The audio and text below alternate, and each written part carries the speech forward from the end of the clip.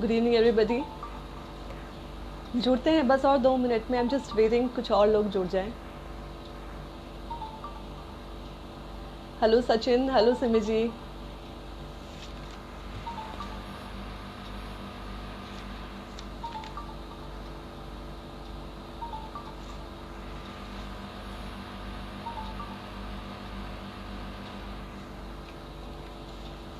Hello Ayaan ji, hello Avneet ji, hello Ritu. Nice to see you all people here.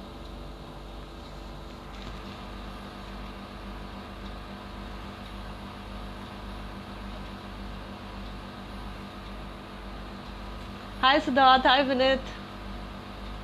Another 2 minutes, guy. So,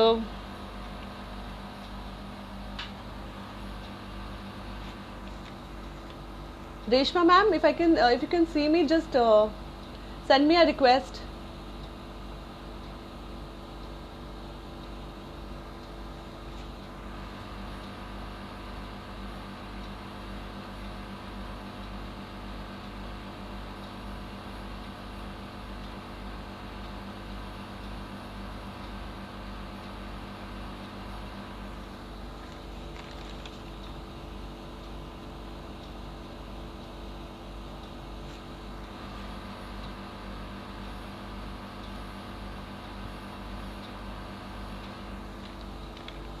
Reshma ma'am, if you can see me, just send me a request because I have already sent you an invite.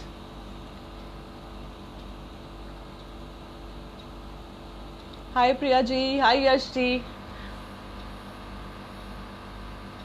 hi Siddharth, hi Adnan ji, hi Ankit, hi Gagan, hi Avneet.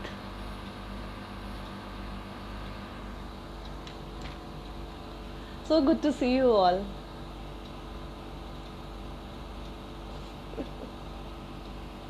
क्या बात है, शुरू करते हैं Siddharth.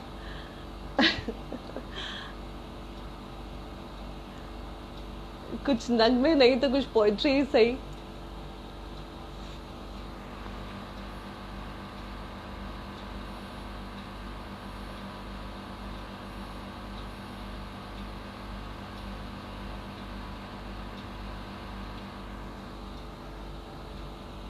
Reshma ma'am,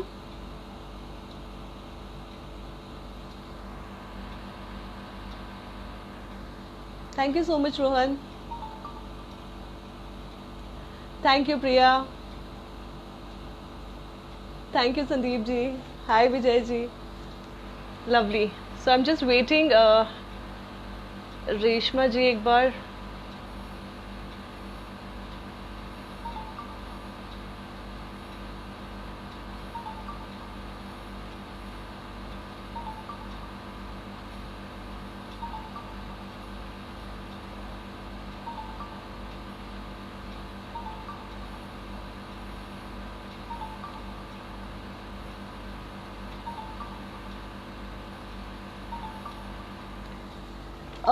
Reshma ji एक बार आप video request भेजिए, मैंने ऑलरेडी आपको इनवाइट भेज दिया है। Good evening Reena, thank you so much. Yes, good good. सो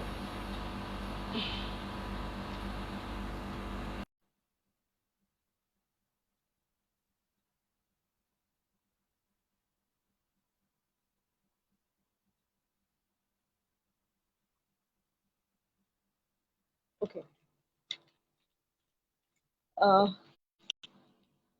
रेशमा जी जुड़ चुकी हैं अब हमारे साथ। So let's start the show. Good evening ladies and gentleman. So, starting up, bad news can make anyone anxious, and a pandemic can certainly make one's head brim with anxiety, depression, and stress. It is since so many months since the nationwide lockdown began in India, and with life slowing down to a crawl, confined between the four walls of our room and the gloomy state of affairs all around, isn't it? So it's all been glooming all around. And it is not uncommon to find yourself in a state of nervous tension when everything, so many things going around, it is so obvious कि कोई भी बंदा, कोई भी person would get affected. Further, by bringing businesses around the world to a halt, and obviously because of all these things, people were not prepared. Lot of things, lot of things have come under a halt. The pandemic has increased pressure on all small and big businessmen.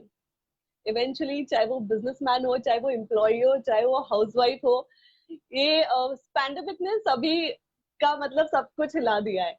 I think mentally, physically, financially, you know, the stress level has gone so much high कि अब हम सोचते हैं कि हम करें तो कैसे करें, जूझे तो कैसे करें, और अपने आप को फिर से एक नॉर्मल लाइफ में कैसे लेकर आए. I mean, every second person is thinking on the same, same path. So everybody is thinking the line is the same. So, and now what happens is, further because after, apart from worrying about the safety of the families, all this businessmen, so this businessman, जैसे मैं हो गई, आप हो गए, या employees हो गए, there are a lot of pressure on families and this businessman. चाहे हम बात करें बड़े बिजनेसमैन हो या छोटे बिजनेसमैन हो, ये it has increased pressure on all small and big businessmen with the operations shut down and no backup plans. So because we were not prepared, so there was no backup plans, right? अगर ऐसा कुछ होता तो हम सब prepared होते. Apart from worrying about the safety of the families and the loved ones, entrepreneurs and business leaders have additional stress regarding the company and the staff survival in times of no revenue. ऐसे पता नहीं कितने businesses है जहां पर बस अभी outgoing हो रही है, इनकमिंग तो हो ही नहीं रही है. एंड यू नो व्हाट, आप मानेंगे या नहीं मानेंगे, all these things takes a mental loss. It takes for a mental toss for everybody. And this time जो लीडर्स हैं, जो बिजनेसमैन हैं, जो इतने बड़े बड़े इंडस्ट्रीज चला रहे हैं, जो एंटरप्रेन्योर्स हैं, it's such a pressure on them कि अभी कुछ चाहते हुए भी, क्योंकि वो अपना जो दुख है और वो दर्द है और whatever crisis what they are going through, वो किसी को दिखा नहीं सकते. So at this point of time, leaders and founders have a bigger responsibility to shoulders, as they are the bridge between their business and those around who work in the organization. चाहे वो उनके employ हो, चाहे उनके घर वाले हो, चाहे वो खुद हो, मतलब there are a lot of responsibilities on their head, from ensuring employees their financial stability, amongst many other things. You have to believe it. आपको मानना ही पड़ेगा, जो लीडरशिप है, basically they do wear a lot of hats on their heads. मतलब बहुत तरह के किरदार निभाते हैं वो, और हर किरदार में वो अलग अलग टोपियां घुमाते हैं, फैमिली के साथ, एम्प्लॉइज के साथ, so there are a lot of faces of a person as an individual, being a father, being a mother, being a boss. So there is lot of expectations from lot around. तो बस हम इसी के साथ हम यही बोलना चाहेंगे कि हमारा जो ये शो है, हम इसीलिए हर बार हर नया लीडर लाते हैं, हर एक नया मोटिवेटर लाते हैं, ताकि बेसिकली वो इस समय जो ये पैंडेमिक का टाइम है हमारे लिए, ये जो ये सीरीज है, ये ऐसे ही शुरू हुई थी कि ताकि हमारे जो लीडर्स हैं, जो positive vibrations all around the country बिखेरते हैं, we can get them together और हम एक साथ इससे हम जूझ सकें. Isn't it? अगर हम कहना चाहें कि इस पैंडेमिक की घड़ी में कौन एक बंदा है या बंदी है या कोई एक फैमिली है डिस्टर्ब नहीं है, ना चाहते हुए भी हम डिस्टर्ब होते हैं, क्योंकि इतनी सारी चीजें हमारे चारों तरफ हो रही है. तो हम लोग को अपने आप को एक ईज पे रखना है, और ये शो हमारा जो बातें कुछ दिल से है, इसी वजह से हमने ये शुरू किया है. तो बिना डिले करते हुए हम शुरू करते हैं। मैं अपने इंट्रोडक्शन से शुरू करूंगी। मैं आपकी होस्ट एंड दोस्त Kanak Bharat Parashar. I am a mother of a beautiful daughter, founder of Ashwita Jewels Ink's Design Studio, Queen for the Day contest, 14 years of industry experience, और अब आपके एक नए शो में जिसका नाम है बातें कुछ दिल से। यहाँ पर हम दिल से बातें करते हैं और हम दिल से बिना जज करे हुए, बिना किसी बात को मतलब इश्यूज उठाते हुए हम बहुत दिल से बातें करते हैं। तो यहाँ हम शुरू करेंगे। एक एक पोएट्री है, मैं आपसे शेयर करना चाहूंगी। रेजा रेजा बिखरता जाए है वजूद अपना, पुर्जा पुर्जा हुई जाए है अब किताबे हयात, रोके रुकता नहीं हालात का सैलाब ए दोस्त, थामे थमता नहीं बर्बादियों का दौर ए दोस्त, राह दिखती है तो मंजिल नजर नहीं आती, पहुंच भी जाऊं तो पहचान में नहीं पाती, अजब सी भूल भुलैया है जिंदगी प्यारे, बला आती तो है वापस मगर नहीं जाती। Isn't it beautiful? तो अभी वो दौर वही चल रहा है, बला आई तो है और वापस जाने का टाइम का कुछ पता नहीं, क्योंकि अभी ना इसकी मेडिसिन बनी है ना कुछ बनी है। हमें और भी मेंटली प्रिपेयर्ड होना पड़ेगा इस पैंडेमिक से लड़ने के लिए, अपने आप को इस स्ट्रेस से जूझने के लिए, और अपने आप को और फिट रखना पड़ेगा। तो आज हमारा टॉपिक है stress management through holistic wellness, और हमारी बहुत ही स्पेशल गेस्ट है आज जो मैं बहुत टाइम से चाह रही थी उनको लाना, and she is just joined us from Washington DC, guys. She's all here for you. उनके बारे में कुछ बताना चाहूंगी कि she's got 30 years of her medical experience in the industry. She is the MBBS DNB. She's a psychiatrist, DGO. She's a gynecologist. She's an obstetrician. She's an international coach. She's got got certification in wellness. She's got diploma in Urdu language. I mean, she excels in Urdu language. How beautifully she says. She's a media consultant, and she actually appears on regular on TV channels and radio channels. Apart from it, आपको जान के बहुत ही अच्छा लगेगा, because she's one woman I have seen. She's so multi-talented, multifaceted. She is a writer. She's a beautiful writer, and उनकी जो काफी सारी books उनकी छपती रहती है न्यूज़पेपर्स और मैगजीन्स में. She's written several books related to epilepsy, maternal and child health, and she has got a sheer taste for music, classical music, and she plays it too and she sings it too. She is a camper. अब बोलेंगे ना इतना कुछ doctor भी है और इतना कुछ करा हुआ है, इतनी डिग्रीज ली हुई है, उसके बाद मतलब जो मैं वुमेन जो है ना, वुमेन जो बोलते हैं कि वो अपने आप में ही मतलब खुद को ही वो ढूंढ नहीं पाती है और वो एक्सप्लोर करे तो मतलब वो कभी भी नहीं, मतलब it is like she is unachievable. So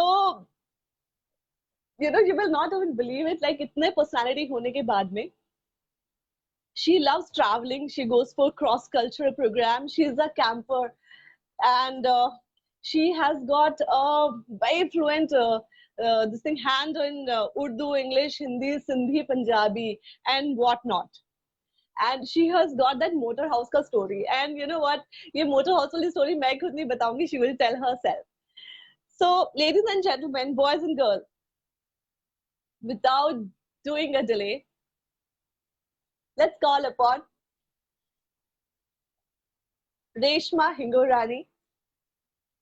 She believes in the saying, if you are willing to dare, then I'm ready to take you there. And of course, एक बात और ऐड करूंगी, आपको पता है उन्होंने एक टाइम आया जब उन्होंने मेडिसिन प्रिस्क्राइब करनी ही छोड़ दी. हम जानना चाहेंगे कि उन्होंने क्यों छोड़ी. मुझे इतना आइडिया है कि उन्होंने होलिस्टिक वेलनेस की वजह से छोड़ी, but there are lot of things she we need to know from her directly कि उन्होंने क्यों छोड़ी और उन्होंने होलिस्टिक वेलनेस को क्यों अपना लिया. So without delaying, Let's bring her on the camera. Presenting in front of you, Dr. Reshma Hingorani. Guys, let's give her a good warm welcome. Send me a lot of hearts. I want to see hearts if you're excited to meet her. Let's just see hearts, hearts, hearts, hearts, hearts.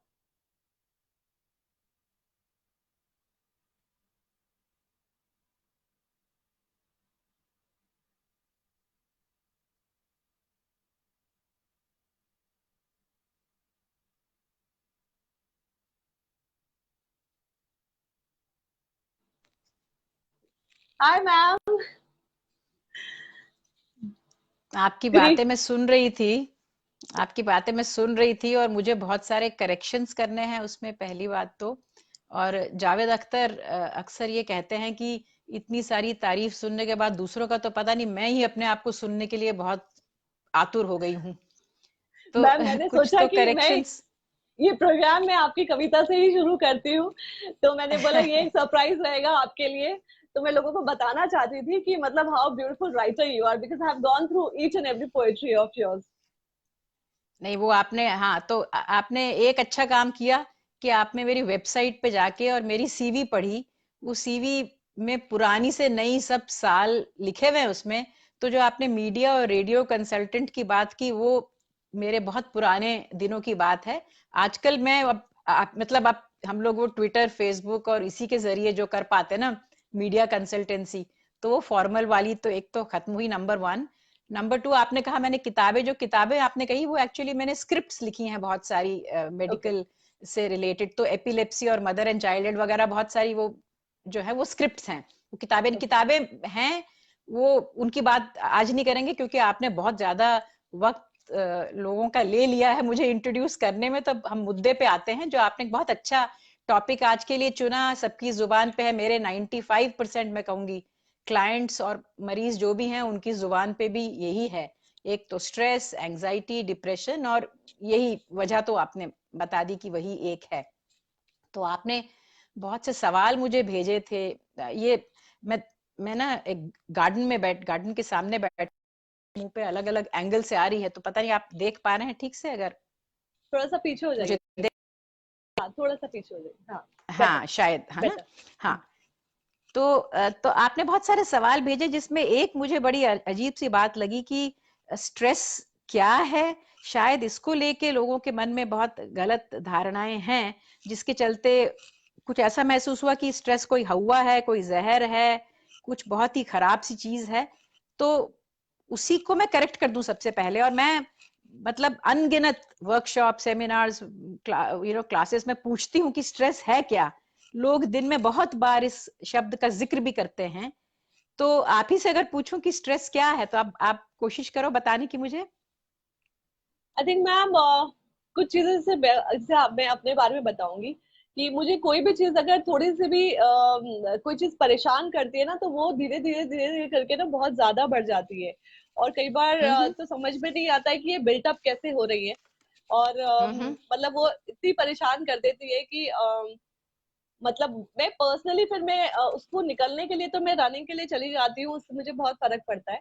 लेकिन ये built up मेरी धीरे धीरे होती है, क्योंकि consciously और unconscious वो एक पॉइंट जो है ना, तो वो मेरे दिमाग में सोते वक्त भी और उठते वक्त भी वो दिमाग में रहता ही है, चाहे मैं अपने आप को कितना भी नॉर्मल और कूल रखने की कोशिश करूँ।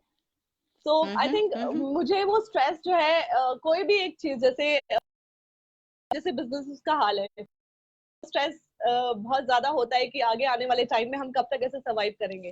तो यू डोंट नो कि फ्यूचर क्या है किसी चीज का, तो वो एक स्ट्रेस मुझे बहुत परेशान करता है। तो बस वही चीजें तो हैं। तो आपने जैसे बताया, किसी से भी मैं पूछती हूँ तो वो लोग स्ट्रेस के कॉजेस बताने लगते हैं या बताने लगते हैं, लेकिन स्ट्रेस के बहुत आसानी से समझाती हूँ। और आपने फिल्मों की और साहित्य की बात की, मुझे बहुत शौक शुरू से रहा। एक अर्ध सत्य फिल्म आई थी, उसमें एक कविता थी जिसमें वो कहता है कि चक्रव्यूह में उतरने से पहले कौन था मैं और कैसा था। तो उसके आखिर में वो एक एग्जाम्पल देता है, वो कहता है कि तराजू के एक पलड़े में पौरुष और दूसरे में नपुंसकता, और कांटे के ठीक बीच अर्थ सत्य। तो क्या होता है कि पौरुष और नापुंसकता तो उन्होंने चलो एक बिंब ले लिए, एक सिंबल ले लिए। मुझे वो स्केल का जो सिंबल है वो बहुत इम्प्रेस शुरू से किया है, क्योंकि मैं बैलेंस में बहुत विश्वास रखती रही हूँ। तो मैं स्ट्रेस को इस तरह से समझाऊं कि आप जो हैं, हर इंसान जो है वो एक तराजू है, वो एक स्केल है। आपने सबने स्केल देखा है, तो स्केल में 2 पलड़े होते हैं ना, लेफ्ट और राइट का। तो अगर आप यूं समझ लें कि जो लेफ्ट पलड़ा है, लेफ्ट, वो है लोड, लाइफ्स लोड्स जो पड़ रहे हैं यहाँ पे, ठीक है। तो आपने देखा होगा फल सब्जी वाले के पास, ज्वेलर के पास तराजू होते हैं ना, अलग अलग साइज के। तो आप जब बाईं तरफ कुछ भी रखते हैं लोड, तो तराजू यूं हो जाता है ना, राइट वाला ऊपर चला जाता है। तो आपको राइट पे कुछ वेट्स रखने पड़ते हैं ताकि वो फिर से बैलेंस आ जाए। तो नेचर ने ये चाहा कि जो आप हैं, उसको अगर मैं स्केल का नाम दे रही हूं, तो आप हमेशा बैलेंस्ड रहें। लेकिन जिंदगी जब हम जीते हैं तो इधर लेफ्ट साइड पे ये लोड्स आते रहते हैं, तरह तरह के लोड्स आते हैं। आपने बिजनेस की बात बताई, कोविड-19, कोई भी जो भी परेशानी दिक्कत आई, जरूरी नहीं परेशानी दिक्कत, चेंज आती रहती है। जब हम जिंदा रहते हैं चेंज आती, चेंज पॉजिटिव भी हो सकती है, ठीक है। तो एक आप, तो चेंज वो चीज हुई जिसकी वजह से आपका पलड़ा जो है ना, ये ऊपर चला गया। तो आपने यहाँ वजन डाला, वेट डाला अपना, तो उनको फिर बैलेंस कर दिया। समझ गए आप? तो इस पूरे प्रोसेस का ही नाम स्ट्रेस है। तो अगर मैं आपसे पूछूं कि कोई ऐसी जगह बताइए जहां स्ट्रेस नहीं है, तो आप सोच सकती हैं क्या? ऑफ कोर्स मैम, सभी जगह ऑलमोस्ट। नहीं सोच सकती ना। तो एक ही जगह है ऐसी जहां पे स्ट्रेस बिल्कुल नहीं होता, और वो जगह है ग्रेवयार्ड, जो कब्रिस्तान है ना, वहां मरने कोई के स्ट्रेस बाद। नहीं होता। क्योंकि क्योंकि वहां ना मेरे अंदर कुछ बदल रहा है, ना मेरे बाहर अगर कुछ बदल भी रहा है तो मुझे पता नहीं है ना। तो तब मैं निश्चिंत हूं। लेकिन अगर हम जिंदा हैं, हम सांस ले रहे हैं, तो हमारे अंदर भी बहुत कुछ बदल रहा है, हमारी सोच बदल रही है, हमारे इमोशंस हर वक्त बदल रहे हैं, है ना। और हमारे बाहर भी बहुत सारी चीजें बदल रही हैं। तो वो जो बदल रहा है, वो वेयर एंड टेयर जो हमारे ऊपर हो रहा है, उससे जो हम जो वेट्स रख रहे हैं, दैट इज एक कांस्टेंट एडजस्टमेंट, ठीक है ना।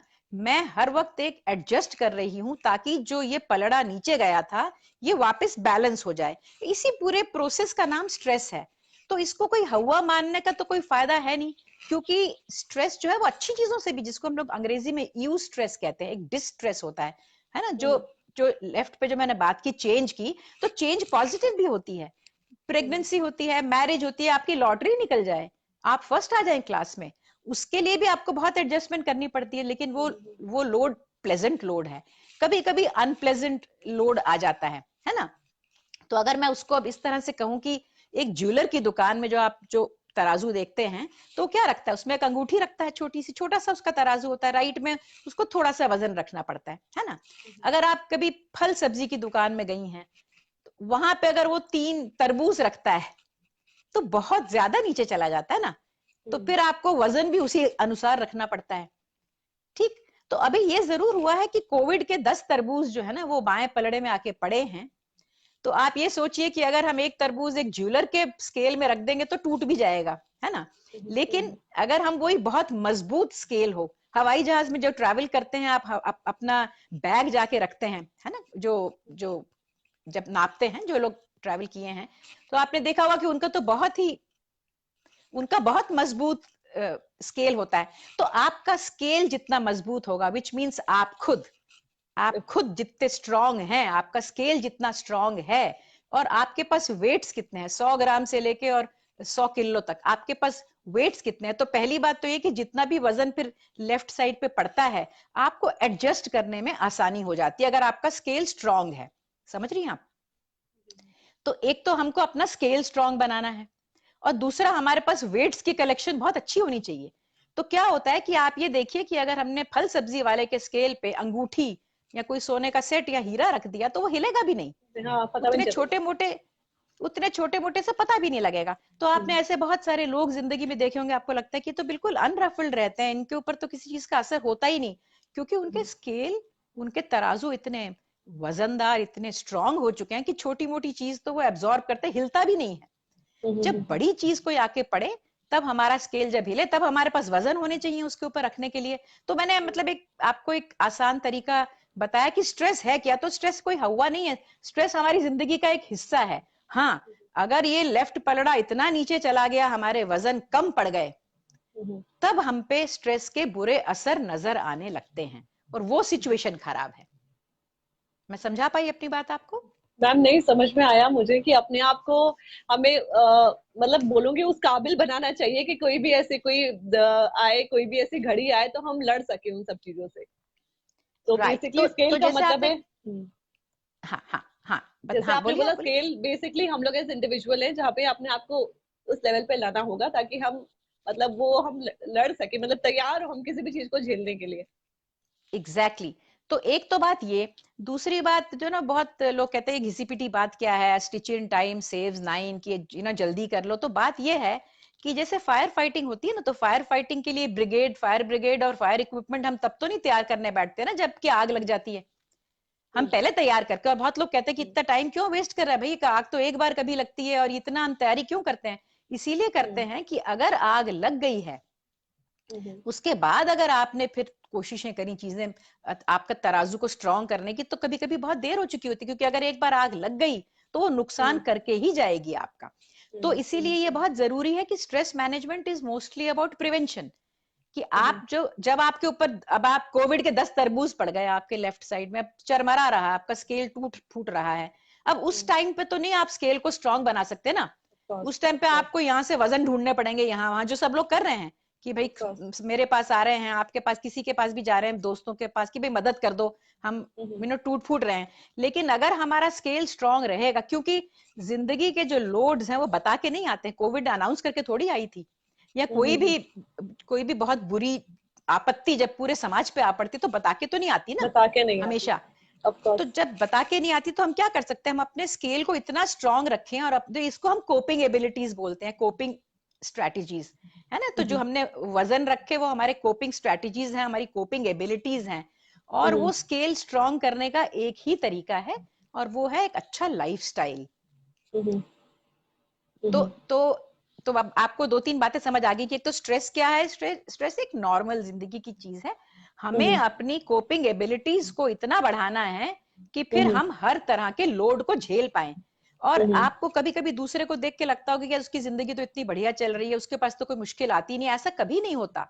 जिंदगी सबको करीब करीब वही दुख सुख वही देती है लॉन्ग टर्म में, अगर आप देखेंगे। हम उसको किस तरह झेलते हैं ये दूसरों को नजर आता है कि यार ये तो बड़ा बड़ा खुश दिखता है हर वक्त, तो वो ये नहीं कि वो खुश इंसान की जिंदगी में पीछे झांकेंगे तो वहां दुख नहीं है, वो उसको किस तरह, तो जिंदगी की जो सक्सेस है वो इस पे नहीं कि आपके पास परेशानी क्या आ रही है, कि आप उसको झेल किस तरीके से रहे हैं। ठीक है। तो अब आप, अगर आपके कोई रीडर्स क्वेश्चंस हैं तो बीच में, क्योंकि आप उसको फॉलो कर रही हैं, मैं नहीं कर रही हूँ। हाँ हाँ मैम, तो बेसिकली लोग जानना चाह रहे हैं कि स्ट्रेस मैनेजमेंट टेक्निक क्या है। पहले तो हम मैम ऐसे शुरू करते हैं कि मेरे पास क्वेश्चंस आए थे कि वेलनेस, होलिस्टिक वेलनेस, WHO और दोनों में फर्क क्या है, ये मतलब दोनों में डिफरेंस क्या है, एक तो होलिस्टिक और होलिस्टिक। राइट। तो एक तो ये बड़ी अच्छी आपने बात उठाई, तो HOLIS वाला जो होलिस्टिक है, और एक WHOLIS है ना, तो आप इसी का फर्क की बात कर रही हैं। हाँ जी। तो जो H से शुरू होता है होलिस्टिक, वो ओरिजिनल शब्द है, मेडिकल और एकेडमिक सर्कल्स में ज्यादा इस्तेमाल होता है वो, और वो होलिज्म से आया है, मतलब कि all parts of a whole are interdependent on each other, वहां से आया है। होलिस्टिक जो W वाला लग के जो आया वो थोड़ा न्यूअर टर्म है। मैं पर्सनली उसको इसलिए इस्तेमाल करती हूँ कि मुझे H वाले में ना होल्स की इमेज बनती है, जब मैं उसको होलिस्टिक कहती हूँ ना, तो HOLES में जो होल्स बन जाते हैं मेरे सामने, जबकि मैं उसको WHOLE के हिसाब से स्पेलिंग देती हूँ, तो एक whole means complete, balance, full, उसकी इमेज बनती है। तो ये मेरी पर्सनल चॉइस है, और मैंने अपनी वेबसाइट का नाम भी होलिस्टिक वेलनेस रखा है। उसमें बहुत कम लोग आएंगे, ढूंढ भी नहीं पाएंगे, क्योंकि जब ढूंढते हैं तो H पहले आता है। मैं लेकिन चाहती हूँ कि इसी वजह से कम ये डिस्कशन तो शुरू होता है कि लोग मुझसे पूछते तो हैं कि ये होलिस्टिक और होलिस्टिक में फर्क क्या है। तो दोनों करीब करीब सेम है, इसमें कोई कंफ्यूज होने की जरूरत नहीं है, उनका मतलब वही है होलिस्टिक। हाँ, आप कुछ कह रही थी? मेरे से भी अभी किसी व्यूअर ने बोला था, जब मैंने ब्रांडिंग करनी शुरू की थी ना, जब मैं सब ये शेयर कर रही थी, तो सब ऐसे किसी ने बोला था कि आपने स्पेलिंग गलत लिखा है। तो मैंने बोला नहीं, ये होलिस्टिक ही है, और इसकी आपको मैं क्लैरिफिकेशन मैम खुद देंगे अपने आप आके कि ये क्यों रखा हुआ है ऐसा, because we take it as a whole, मतलब स्पेलिंग्स आर करेक्ट। मैंने अपने होम पेज पे भी यही लिखा है कि no, I have not misspelled HO। तो ये एक तो वजह ये है, दूसरी ये कि दोनों का मतलब एक ही है, दोनों का मतलब है कि आप इंसान को एक ऑर्गन या एक सिस्टम न मान के एक कंप्लीट इंडिविजुअल माने, क्योंकि हमने कहा ना कि parts of a whole are interconnected. तो ह्यूमन बीइंग्स के भी सारे पार्ट्स जब इंटरकनेक्टेड है, तो मैं आपको जैसे एक आसान से एग्जांपल दूं, मैंने वहां भी लिखा हुआ है कि अब आपको सर दर्द हुआ, ठीक है, आपने सर दर्द की गोली खाई, उससे आपको छाती में बर्निंग शुरू हो गई, आपने उसके लिए कोई एंटासिड खाया, वो एंटासिड ज्यादा खाती गई, आपको अगले सुबह उठ के कब्जी हो गई, आप अब लैक्सेटिव ढूंढ रही हैं, आपकी सहेली का फोन आया और आप उसने कहा कि कनक तुम तो रोज मुझे सुबह उठ के फोन करती हो, तुमने आज फोन नहीं किया। तो आपने कहा कि हाँ वो मैं, आपने यूं ही कहा तो वो एकदम से बोली कि तुम्हारी आवाज में कुछ ठीक नहीं लग रहा है, कुछ सब ठीक है? तुम रो पड़ी। तो तुमने कहा कि रात में फिर जो भी प्रॉब्लम थी जिसकी वजह से हेडेक थी, सपोजिंग कुछ इशू था, कोई झगड़ा हुआ था, कोई आप उदास थी बिजनेस किसी को लेके, आप रो पड़ी, उसके बाद आप दोनों मुस्कुराए, आप काफी अच्छा महसूस करने लगी, शायद आपका सर दर्द भी कम हो गया।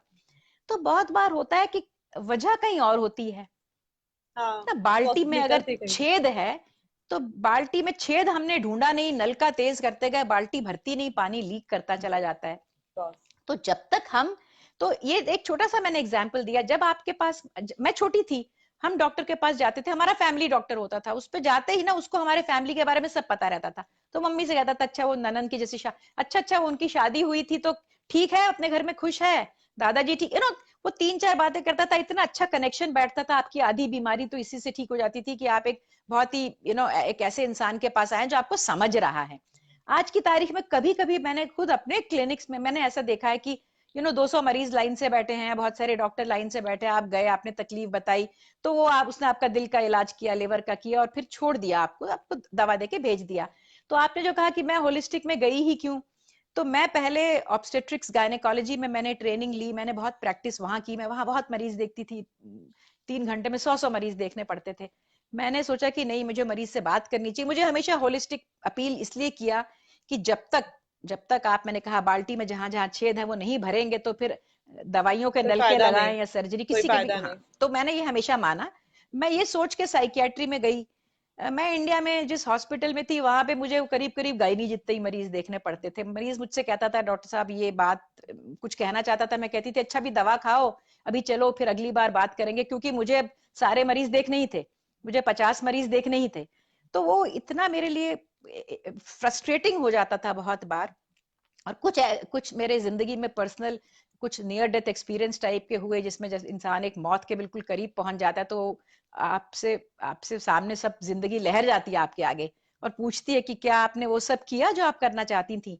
तो हमेशा मेरा जब आंसर नो रहा, तो जब मैं गायनी से साइकियाट्री में गई उसकी वजह भी यही थी। मुझसे जब पूछा गया, मुझसे मैंने खुद ही पूछा आखिरी वक्त पे कि ये मजा रहा जिंदगी में, तो मैंने कहा नहीं, मुझे तो साइकियाट्री करनी थी। और जब मेरा वक्त था साइकियाट्री करने का तो लोग क्या कहते थे, अरे साइकियाट्रिस्ट पागल होते हैं, होते नहीं तो दिखते तो है ही, और दिखते भी हैं और बाद में हो जाते, तो तुम कम से कम लड़की हो, तुम गायनी कर लो, साइकियाट्री मत करो। मैंने वो 3 इडियट्स की तरह बात मान के साइकियाट्री कर ली। उसके बाद फिर एक और नियर डेथ एक्सपीरियंस मेरे साथ हुआ, जिसमें मुझसे फिर पूछा मैंने खुद से कि तुम खुश हो। तो मुझे लगा कि मैं जिस वजह से होलिस्टिक वेलनेस की वजह से साइकियाट्री में आई थी वो मैं इस तरह तो कर नहीं पा रही। अगर मैं दवाई, तो दवाई लिखने वाले बहुत हैं दवाई लिखने वाले, तो अगर मैं सिर्फ दवाई ही लिखती रहूंगी तो मैं मरीज की बात न तो समझ पा रही हूँ, ना मैं नॉन मेडिकेशन तरीकों से उनका इलाज कर पा रही हूँ। तो ये एक बड़ी वजह बनी। 2012 में मैंने अपनी नौकरी भी छोड़ी और मैंने दवाइयां भी लिखनी छोड़ी, और मैंने ये तय करा कि मैं कोई भी मरीज देखती हूँ तो ये नहीं कि मैंने कहा कि दवाइयां देना बुरी बात है, बिल्कुल नहीं, ये बिल्कुल गलत मैसेज रहेगा। जिन जिन मरीजों को दवाई की मुझे जरूरत नजर आती है मैं उनको रेफर कर देती हूँ अपने उन कॉलीग्स के पास जो आज भी दवाइयां लिख रहे हैं, क्योंकि दवाइयों की जरूरत बहुत होती है। मैं सिर्फ आज की तारीख में वही क्लाइंट्स, इसीलिए मैं उनको मरीज भी नहीं कह रही, मैं क्लाइंट्स कहती हूँ बार बार, कि मैं उनसे बात करती हूँ जिनका मैं नॉन मेडिकेशन तरीके से उनको कुछ मदद कर पाऊं।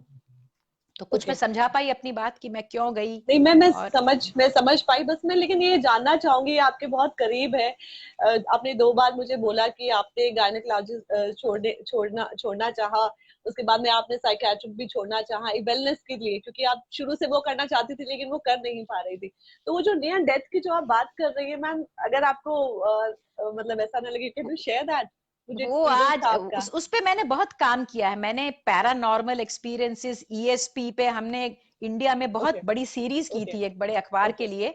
उसमें हम लोग क्या करते थे, सेलिब्रिटीज जो थी, जो बहुत मशहूर इंसान थे, उनके ओके, साथ जो ऐसी चीजें बीतती थी, तो वो उसके बारे में फिर एक अलग ही शो करना पड़ेगा, एक क्योंकि आज का अलग, मुद्दा जो लोग आज सुनने आए हैं वो स्ट्रेस को सुनने आए हैं और of course wellness of course के और ऑफ कोर्स मैनेज ऑफ है ना, कोर्स तो उस पे फिर ऑफ वक्त कोर्स हमारा निकल जाएगा। अगर ऑफ आखिर में कोर्स, वक्त बचा तो आप तो जरूर हम ये बात सवाल करेंगे, उठाइएगा, श्योर मैं करेंगे। बताऊंगी। हाँ, इंटरेस्टिंग सा तो लग अब रहा था हम क्योंकि आपने वो दो चीजें छोड़ी ना, फिर आप हाँ इसमें हाँ आए तो अब बात करते करते हाँ, फ्लो में बैठ जाती हूँ मैं। बिल्कुल, नहीं नहीं नहीं, कोई नहीं और मैं आपसे कहने वाली थी कि मैं खुद भटक जाती हूँ, तो आपको मुझे लाइन पे लाना पड़ेगा। अब आप फॉर भटक रही श्योर, हैं तो फॉर श्योर मैम, तो फॉर तो श्योर। एक तो मैंने आपको बताया कि स्ट्रेस क्या है ना। दूसरा बात है कि वेलनेस क्या है। अब लोग वेलनेस और हेल्थ को भी आपस में कंफ्यूज कर जाते हैं। तो हेल्थ तो बड़ी आसान चीज समझने के लिए, डब्ल्यूएचओ ने डेफिनेशन, मैंने आपसे बताया, वो 50 साल हो गए, वो आज तक बदली नहीं है। बहुत क्रिटिसिज्म आता है उस डेफिनेशन का। मैं उसको एक सिंपल डेफिनेशन, यूनिवर्सल डेफिनेशन मान के बताती हूँ कि health is a state of complete physical, mental and social wellbeing and not merely the absence of disease and infirmity. ये उनकी डेफिनेशन है। तो उन्होंने साफ ये बात कह दी कि ये जरूरी नहीं कि सिर्फ आपको डिजीज नहीं है तो आप हेल्थी हैं। समझे आप? डिजीज ऑफ नहीं कोर्स, है के साथ साथ आपके पास फिजिकल, मेंटल और सोशल वेलबींग का होना भी जरूरी है। अब क्या था कि एक जमाने में फिजिकल वेलबींग तो लोग फिर भी समझ जाते थे, हाँ बॉडी की बात हो रही है तो चलो ठीक है। लेकिन मेंटल वेलबींग के बारे में कोई सोचता भी नहीं था, साइकियाट्रिस्ट के पास तो कोई जाना भी नहीं चाहता था। ऑफ ये कोर्स। तो वेरी अनफॉर्चुनेटली मैंने देखा स्कूल बच्चों में सुइसाइड होने लगे, सुइसाइड कॉमन हो गया। डिप्रेशन की बीमारी के बारे में सेलिब्रिटीज ने बात करनी शुरू की, तो मेंटल वेलबींग पे लोगों का ध्यान गया कि अच्छा ये भी कुछ चीज होती है।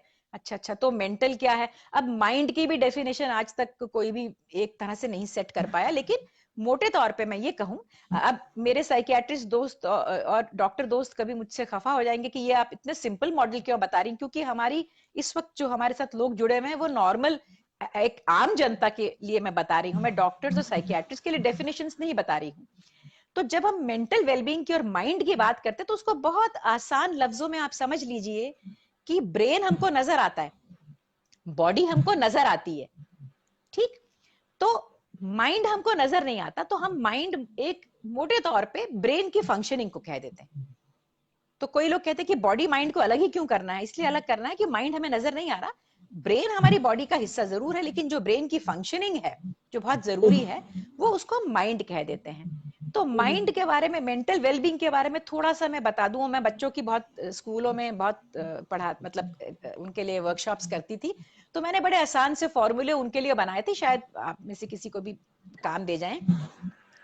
तो फिजिकल वेलबींग के लिए मैंने एक इजी फॉर्मूला बनाया है, ई और जी। तो पहला ई है ईट, ईट प्रॉपरली, ईट बैलेंस्ड। दूसरा ई है एक्सरसाइज रेगुलरली, ठीक है? और तीसरा जो जी है, वो अमेरिका में हम लोग जेड को जी बोल देते हैं, तो जी जी जी जब 3 जेड लगाते हैं ना तो वो स्लीप का निशान बन जाता है। तो बॉडी का सबसे आसान फॉर्मूला यही है, उसका मतलब यही है कि इजी मतलब ईटिंग, एक्सरसाइजिंग एंड स्लीपिंग। ये बाद में हम मैनेजमेंट में थोड़ी डिटेल में बात करेंगे। सिमिलरली मेंटल वेलबींग का मेरा फॉर्मूला है टी, चाय होती है ना, TEA। तो टी का मतलब है थॉट्स, ई का मतलब है इमोशंस, ए का मतलब है एक्शंस। तो मेंटल वेलबींग हमारी इन 3 चीजों पे डिपेंड करती है, thoughts, thoughts, emotion and emotions action. और एक्शंस। आगे चल के, आगे चल के, क्योंकि मैं बार बार यही मॉडल यूज करूंगी, मैं स्ट्रेस में, वेलनेस में, हर जगह यही एक मॉडल इस्तेमाल करती हूँ। मुझे पावर ऑफ 3 में बहुत विश्वास है, तो मैं हर जगह 3, हर चीज को मैं कोशिश करती हूँ कि 3 भाग में डिवाइड हो जाए, आसान रहता है याद करने में। तो मैंने आपसे कहा, डब्ल्यूएचओ ने कहा physical wellbeing, mental wellbeing, thoughts, emotions and actions, और सोशल वेलबींग, जिसके तो बारे में किसी को बिल्कुल ही क्लैरिटी है ही नहीं। तो उसको मैं बहुत सिंपल शब्दों में अगर कहूं तो मैं और मेरा रिश्ता जो है ना, कहते हैं man is a social animal, तो social wellbeing is dependent upon relationships. तो रिलेशनशिप्स में तुरंत इंसान कहता अच्छा अच्छा, माँ बाप, भाई बहन, नहीं। सबसे पहला रिश्ता आपका आपके साथ होता है, आपके खुद के साथ होता है। तो जब आप होलिस्टिक के बारे में कहीं पढ़ेंगे तो आपको दिखेगा body mind soul, body mind spirit. आप उसको स्पिरिट कहें, सोल कहें, मैं उसको सेल्फ कह रही हूँ। सेल्फ मीन्स आपका वो चेहरा जो आपको अपने आईने में नजर आता है, जो आपका चेहरा वो नहीं जो आप दुनिया के सामने पेश करते हैं। आप अपने उस चेहरे से कितने कनेक्टेड हैं, आप आईने में अपना वो वाला सच्चा स्वरूप जो है, वो जो उससे आप कितने कनेक्टेड हैं, ये आपका सबसे इंपॉर्टेंट पहला रिश्ता है। दूसरा रिश्ता आपका बनता है नॉन लिविंग थिंग्स के साथ, नेचर, पहाड़, नदी, आर्ट, बहुत सारे आर्ट फॉर्म्स, तो जिन जो जो सांस नहीं ले रहे लेकिन हमारी जिंदगी में बहुत अहम हिस्सा उनका रहता है। और तीसरा जो है, not in the same order, तीसरा मैं कहूंगी लिविंग बींग्स के साथ। उन लिविंग बींग्स में सब आ जाते हैं, वनस्पति, प्लांट किंगडम सारा आ जाता है, एनिमल किंगडम सारा आ जाता है। लोगों को अपने कुत्तों से, पालतू कुत्तों से कभी कभी इंसानों से ज्यादा प्यार रहता है, वो बहुत अच्छा रिश्ता होता है ना। स्ट्रेस मैनेजमेंट के लिए भी आगे चल के बात करेंगे। और अपने ह्यूमन बीइंग्स, जो सोशल एनिमल जिसको हमने कहा, तो ह्यूमन बीइंग्स के साथ भी जो रिश्ते हैं, आप ये देखेंगे कि फिर मैं 3 की बात करती हूँ कि ह्यूमन बीइंग्स अपनी करीब करीब सारी जिंदगी 3 लोकेशंस पे बिताते हैं। एक तो घर, एक काम। काम जब जब मैं कहूंगी तो काम का मतलब स्कूल कॉलेज, जो स्टूडेंट है उस उम्र में वो उसके लिए स्कूल कॉलेज रहेगा, जो एडल्ट है उसके लिए काम रहेगा। तो हमारी जिंदगी कहाँ बीतती है? तो घर पे बीतती है, या काम पे बीतती है, या समाज में बीतती है, होम, वर्क और सोसाइटी। सोसाइटी में सब आ जाते हैं, सोसाइटी में फ्रेंड्स, नेबर्स, एक्सटेंडेड फैमिली जो आपके साथ घर पे नहीं रह रही, उन सबके साथ जो रिश्ते हैं, समझे आप? तो अब अगर मैं उसको एक बार रिपीट करूं, तो WHO ने कहा हेल्थ इज अ स्टेट, सिर्फ बीमारी की एब्सेंस की बात नहीं हो रही है यहाँ, physical, mental and social wellbeing की बात हो रही है। आपकी बॉडी कितनी शेप में है, आपका माइंड कितना शेप में है, आपकी सोशल वेलबींग कितनी स्ट्रांग है, यही तीनों चीजें मिला के उस स्केल को बनाती हैं, जिस स्केल की मैंने शुरू में बात की। तो तराजू में लिटरली, और WHO ने ये नहीं कहा कि अच्छा 80% फिजिकल और 20%, ऐसा कुछ नहीं कहा उन्होंने। एंड लगाया उन्होंने, और नहीं लगाया अंग्रेजी वाला, या नहीं लगाया कि फिजिकल या मेंटल या सोशल नहीं लगाया। तो आप ये देखिए कि अगर हम तीनों को, तो अब आते, तो ये तो हो गई हेल्थ की बात। अब जब हम वेलनेस की बात करते हैं ना, तो अब बात आती है बैलेंस की। तो बहुत से लोग हैं जो कहते हैं कि 16 घंटे तो हमको काम करना जरूरी है भाई, उसमें हमको डिस्टर्ब ना करो, बाकी रिश्तों के लिए वक्त नहीं बच रहा, सॉरी। कुछ लोग हैं वो जिम में ही सारी जिंदगी बिता रहे हैं, बॉडी बिल्डिंग किए चले जा रहे हैं, उनको वो कह रहे हैं कोई बात नहीं, ये थॉट और ये इमोशन ये सब कुछ नहीं होता, बस ये बॉडी ठीक। तो अगर आपने एक 3 व्हीलर, इंडिया में सबने 3 व्हीलर देखा है ना, तो अगर आपने 3 व्हीलर में ना एक पहिया तो लगा दिया ट्रक का है, और एक लगा दिया बच्चों की ट्राइसिकल का, और तीसरा लगा दिया हवाई जहाज का, और आप कह रहे कि ये मेरा 3 व्हीलर ना बड़ा अच्छा चलता रहे, तो 3 व्हीलर चलना तो क्या, वो अपनी जगह से हिल भी नहीं सकता। जितना आपका इम्बैलेंस रहेगा फिजिकल, मेंटल, सोशल वेलबींग के पहियों में, उतनी आपकी गाड़ी आराम से नहीं चलेगी। तो मैं इन प्रिंसिपल ये बात कर रही हूँ कि आपको तीनों चीजों की तरफ इक्वल ध्यान देना है। तो अब हेल्थ तो हो गई एक बात कि तीनों पे ध्यान। अब वेलनेस और होलिस्टिक की जहां बात आती है, तो वहां पे बैलेंस की बात आती है। तो आपका जो स्केल है वो अगर बैलेंस्ड है तो वो तभी रहेगा ना, अगर आपकी फिजिकल, मेंटल, सोशल वेलबींग से जो वो स्केल आपने बनाया है वो स्ट्रांग है। तो यही तीनों चीजें मिलके जिसको मैं लाइफस्टाइल कहती हूँ। तो लोग कहते कि आपने बहुत सारे सवाल पूछे कि what is the immune booster, कौन सी चाय पी के स्ट्रेस ठीक होगा, कौन सी दवाइयां हैं, सप्लीमेंट्स कौन से हैं, ये सब बेकार बातें हैं। आपकी इम्यूनिटी आपके लाइफस्टाइल से आती है। जो मैंने आपसे मोटी मोटी बातें बताई, अगर आप वो सब कर पाए, जो मैं भी नहीं कर पा रही, अगर आप वो सब कर पाए, तो आपको बाहर से कोई सप्लीमेंट, दवाई, चाय, ये सब हैं, ये भी अपनी अपनी जगह हैं, लेकिन इनकी कोई जरूरत नहीं है अगर आप बैलेंस जिंदगी जी पाते। मैम, ये बैलेंस जिंदगी जीना ही तो सबसे बड़ा चैलेंज है आज के टाइम पे। इतनी सारी चीजें आपके आजू बाजू में हो रही होती है ना, तो आप एक बार को आप चाहोगे भी फोकस करके एक तरफ करना। अगर मैंने सोचा अब मैं अपना फिटनेस रिजीम शुरू करती है, बस ऐसे कोई चीज हो जाएगी कि वो डिस्टर्ब हो जाएगी, फिर ना मैम क्या होता है कि दिमाग जो है ना आपके ऊपर भारी हो जाता है। मतलब that you will not feel, you know, your body will give up. आपका दिमाग मन ही नहीं करेगा कुछ करने का। मतलब you will not even feel like going for a run और एक्सरसाइज। और ये सब चीजें क्यों होती है मैम, ऐसे क्यों होता है? तो इसकी वजह देखिए, इसकी वजह ये है कि हम हर वक्त मैं अपना स्केल वाला मॉडल यूज करूंगी। तो आप एक मेंटल इमेज बना लीजिए, जब मैं स्केल तराजू कहूं तो मिक्स की बात हो रही है। अब ये देखते हैं कि तराजू में आपका लोड आया, ठीक है, सब्जी वाला ही है ना, तो उसने एक तरबूज रखा, उसने वजन रखे, आपने तरबूज उठा के ले लिया ना, तो उसने अपने वजन हटा लिए, ठीक है। अगर आपका तरबूज वहीं पड़ा रहे और आपके वजन वहीं पड़े रहे, और उस तरबूज के ऊपर मैं एक और तरबूज रख दूं और आपके पास वेट्स ही नहीं है वहां रखने के लिए राइट साइड पे, तो सबसे जरूरी स्ट्रेस मैनेजमेंट की बात यह है कि जब भी कोई परेशानी आती है, आपने उसको सॉल्व कर लेना है, आपने उसको लेफ्ट स्केल से लोड को हटाना है, ताकि Okay. आपके राइट स्केल से जो रेस्पॉन्स के जो वेट्स आपके पास हैं वो आपके पास वापस आ जाएं। स्केल बेसिकली मैम जितना एक भी मिनट स्ट्रांग, यहाँ बस पूछना हाँ चाहूंगी कि जैसे ही हमारे को ऐसा लगता है, मतलब how when will you start feeling कि आपको स्ट्रेस हिट कर रहा है, मतलब वो तो धीरे धीरे हाँ इकट्ठा होता है ना हाँ मैम, वो कैसे पता हाँ चलेगा कि अब हाँ, हो गया है, मतलब you need to just get it out, vent it out, और मतलब आपको बिल्कुल अब ठीक एक है, एक्शन बिल्कुल। लेना है, वो कब आपको पता चलेगा?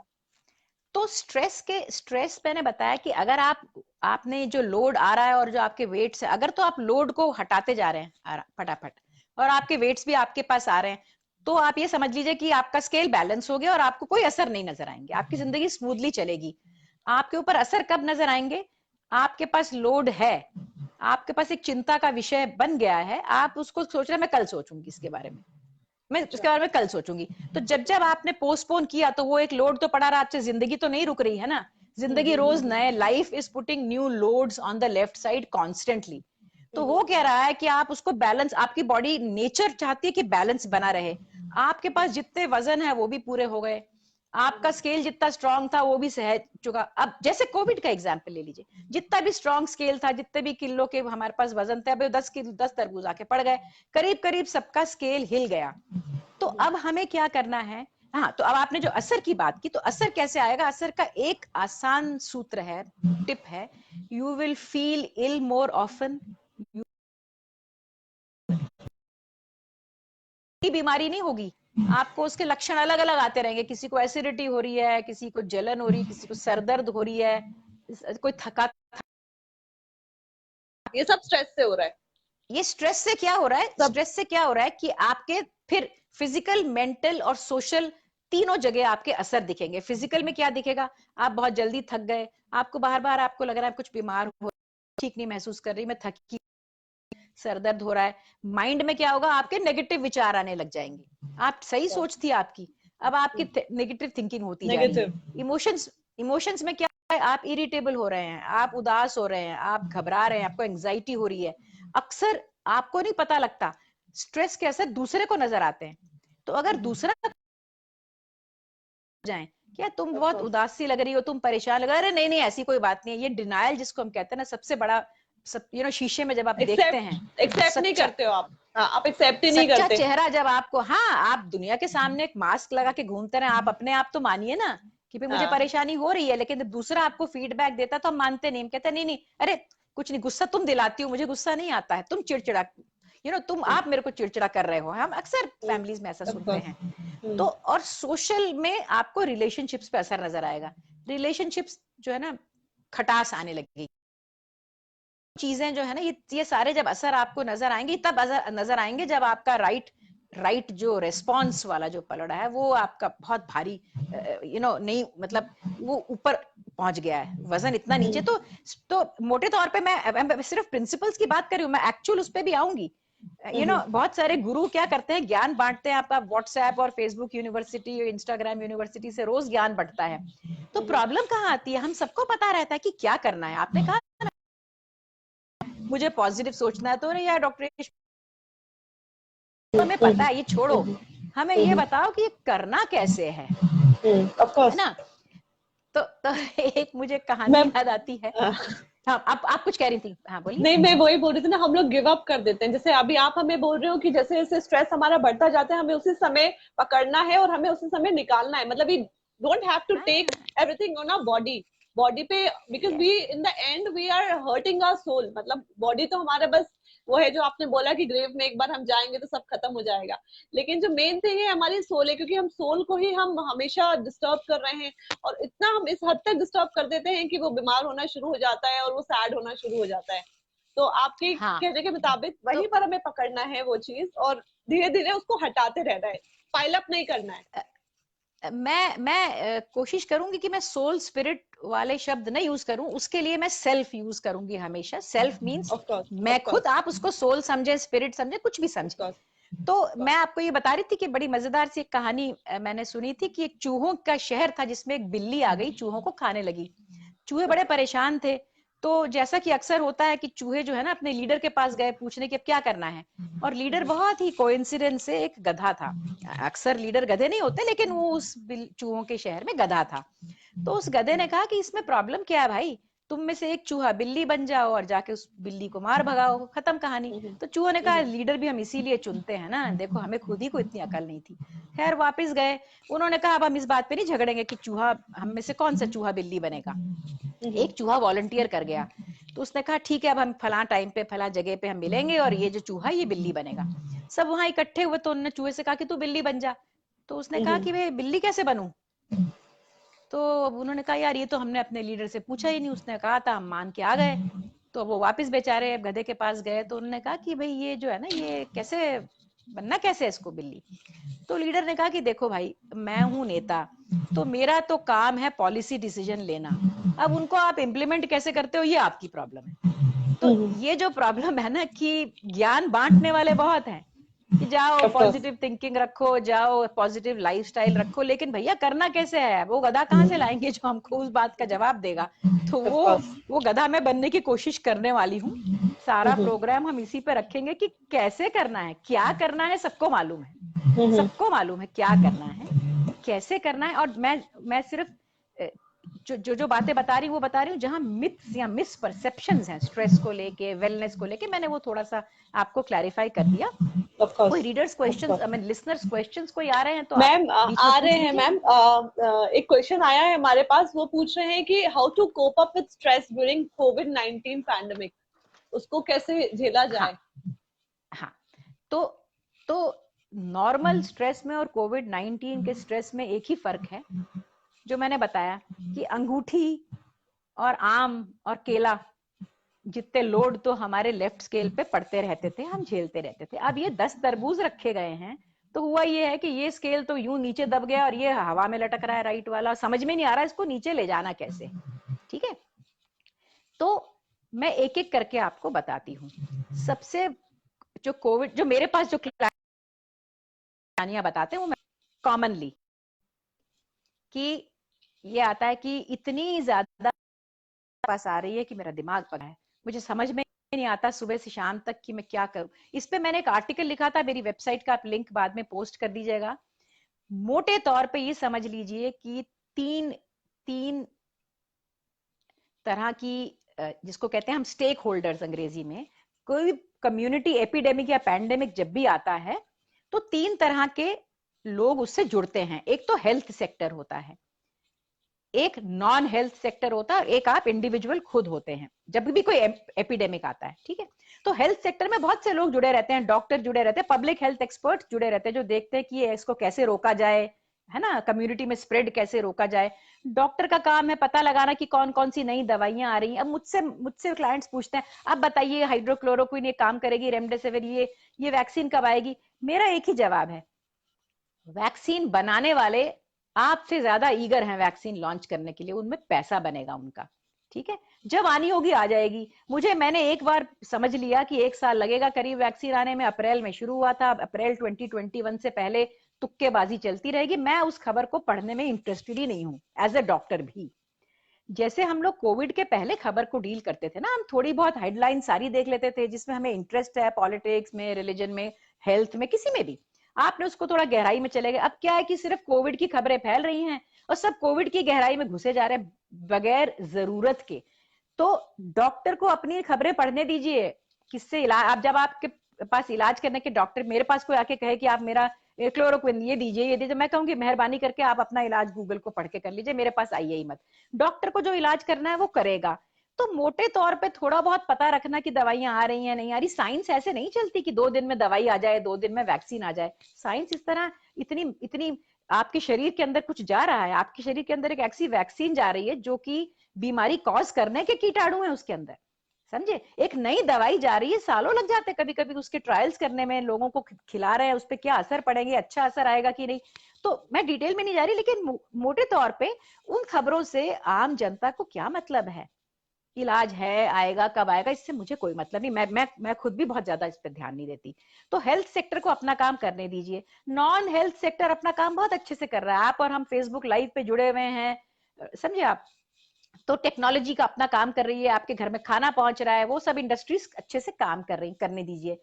आपका क्या पर्पज है, आपके न्यूज सुनने का क्या पर्पज है, आप अपनी होलिस्टिक वेलनेस का जो स्केल है उसको बढ़ाइए। आप उन सब खबरों पे ध्यान दीजिए जो आपको स्ट्रांग बनाएंगी, आपकी बॉडी के बारे में, आपकी माइंड के बारे में, है ना, आपकी सोशल वेलबींग के से रिलेटेड जो खबरें हैं उसमें मुझे इंटरेस्ट है।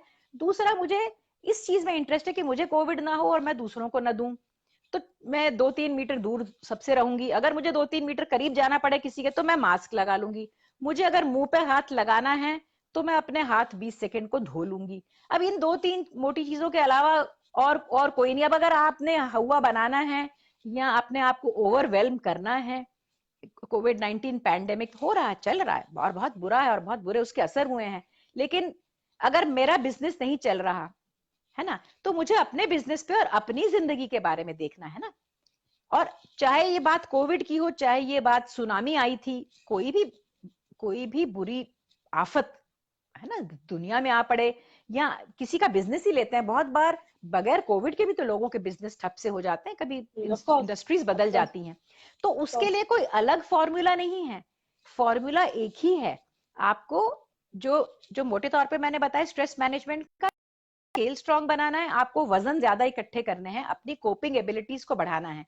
उनको कैसे करना है वो मैं बताती हूँ। और कुछ सवाल आपका अलग से कुछ आ मैम रहा है? एक सवाल ये आ रहा है कि businesses are crumbling during COVID-19. How can entrepreneurs manage stress?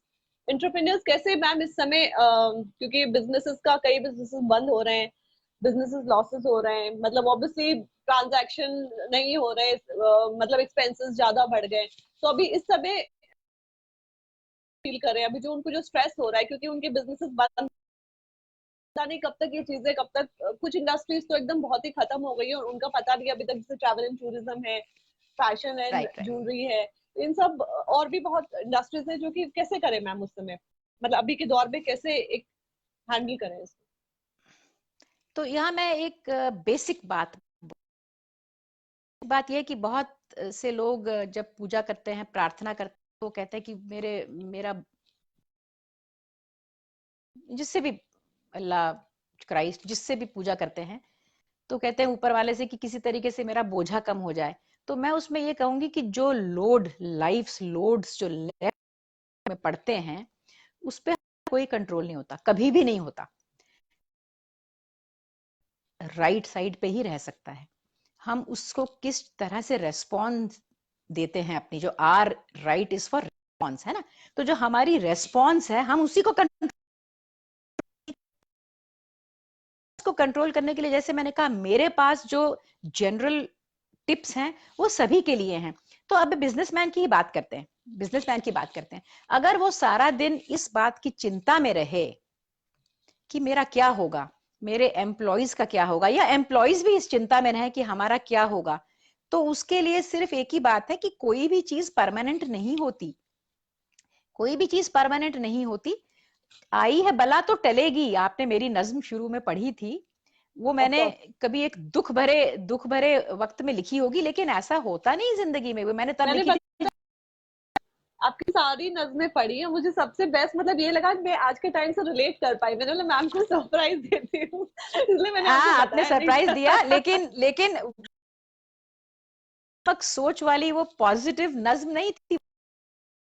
में 90 जब अपने नियर डेथ एक्सपीरियंस के आसपास लिखी होगी। लेकिन बला जब आती है, आप ये देखिए ना कि खुशी का वक्त भी जब आता है तो हमेशा नहीं रहता ना, नहीं रह सकता। ये घड़ी का जो पेंडुलम रहता है ना, of course, of course. Left right घूमता है, वो आएगा, नॉर्मल होगा। हाँ, थोड़ा ज्यादा वक्त ले रहा है, तो ठीक है, ये हमारा एक ट्रायल टाइम है। चाहे आप बिजनेसमैन हैं, चाहे आप एम्प्लॉई हैं किसी बिजनेस के, और आपके बिजनेस पे ठेस पहुंच रही है, तो उसमें एक चीज से तो फायदा नहीं होगा, चिंता। अगर आप रखेंगे, होप को बरकरार रखेंगे, सोच पाएंगे। तो उसके तो मैं एक जनरल सूत्र पहले बताती हूँ जो सबके लिए है, सिर्फ बिजनेसमैन के लिए नहीं है। तो अब मैं वही मॉडल उठाती हूँ, एचओ का, फिजिकल का, ठीक है, और इजी मॉडल की बात करते हैं। तो अब मैं आपको वो उस गधे की बात बता रही हूँ जो इम्प्लीमेंट करना कैसे है, बता तो दिया कैसे है, सबको मालूम है। तो आपको दिन में 24 घंटे है ना आपके पास, तो आप मोटे तौर पे ये सोचिए कि मुझे 8 घंटे मैं फिजिकल के लिए दूंगी, 8 मैं मेंटल वेलबींग के लिए खर्चूंगी, 8 मैं सोशल वेलबींग के लिए खर्चूंगी, तभी तो बैलेंस होगा ना 24 घंटे में से। तो अब आप ये कहें कि ये तो हो नहीं सकता क्योंकि काम पे तो 8 घंटे से मेरे ज्यादा भी लग जाते हैं, मेरे जाने आने में अब नहीं लग रहे, लगते हैं, आने जाने में मिला के मेरे 10 घंटे लग जाते हैं। अच्छा, तो 8 घंटे के आपने कहा कि 16 मैंने कहा घंटे ऐसे चले फर्स्ट, गए। हाँ, हाँ, तो मैंने कहा कि फिजिकल हेल्थ की बात करते हैं, ईटिंग, एक्सरसाइजिंग एंड स्लीपिंग। ये स्लीपिंग। मान लें कि करीब आप आधा घंटा रोज लगाएं एक्सरसाइज पे, और खाने में चलिए 1 घंटा मान लें अगर लगता है, तो आप कहेंगे कि 8 घंटे तो मैं सोती हूँ, ये बाकी के 1.5 घंटे कहाँ से आएंगे? तो ये यहाँ से आएंगे कि जब आपकी सोशल वेलबींग की बात हो रही है, रिलेशनशिप्स की, तो क्या मैं ऐसा कर सकती हूँ कि मैं खाना किसी के साथ खा लूं, किसी ऑफ दोस्त कोर्स। के साथ वक्त बिताते वक्त, किसी रिश्तेदार के साथ वक्त बिताते वक्त अकेले ना खाऊं? क्या ये हो सकता है कि मैं ट्रैवल किसी के साथ कर लूं, या मैं ट्रैवल के टाइम पे कुछ ऐसा काम कर लूं जो मेरा सोशल वेलबींग में साथ दे दे, या मैं ट्रैवल के टाइम अपनी सोच पॉजिटिव रखने के लिए कुछ तरीका अपनाऊं, कुछ ऐसी चीज सुनती हुई चलूं, कुछ ऐसी सकारात्मक डिस्कोर्स किसी का भी। तो कहने का मतलब है कि ये 8 आवर्स जो मैंने बताया, 8+8+8, ये कोई फिजिकली नहीं है, यानी पॉसिबल नहीं होता, लेकिन आपने इनको ओवरलैप करवा के कोशिश ये करनी है कि आप 8-8 घंटे तीनों वेलबींग पे बिताएं। कैसे बिताएंगे उसके मैं आसान सूत्र आपको बता रही हूँ।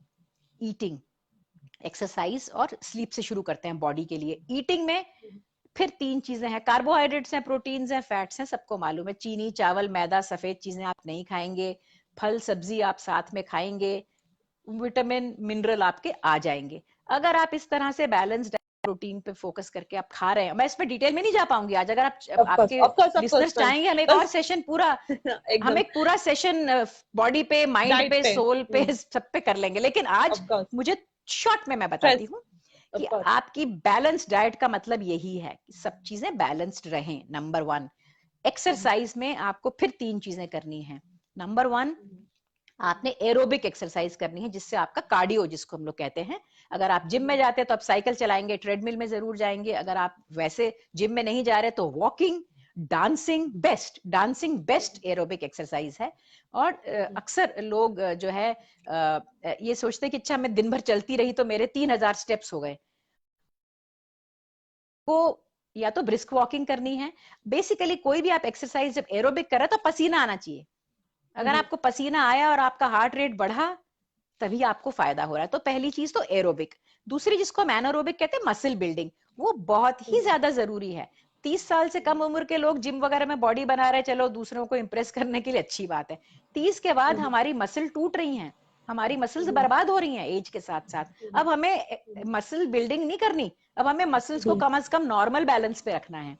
तो जो लोग जिम नहीं जा सकते वो घर पे अपने वजन मंगवा सकते हैं, 5-5 पाउंड के, 2.5 के, जितने भी।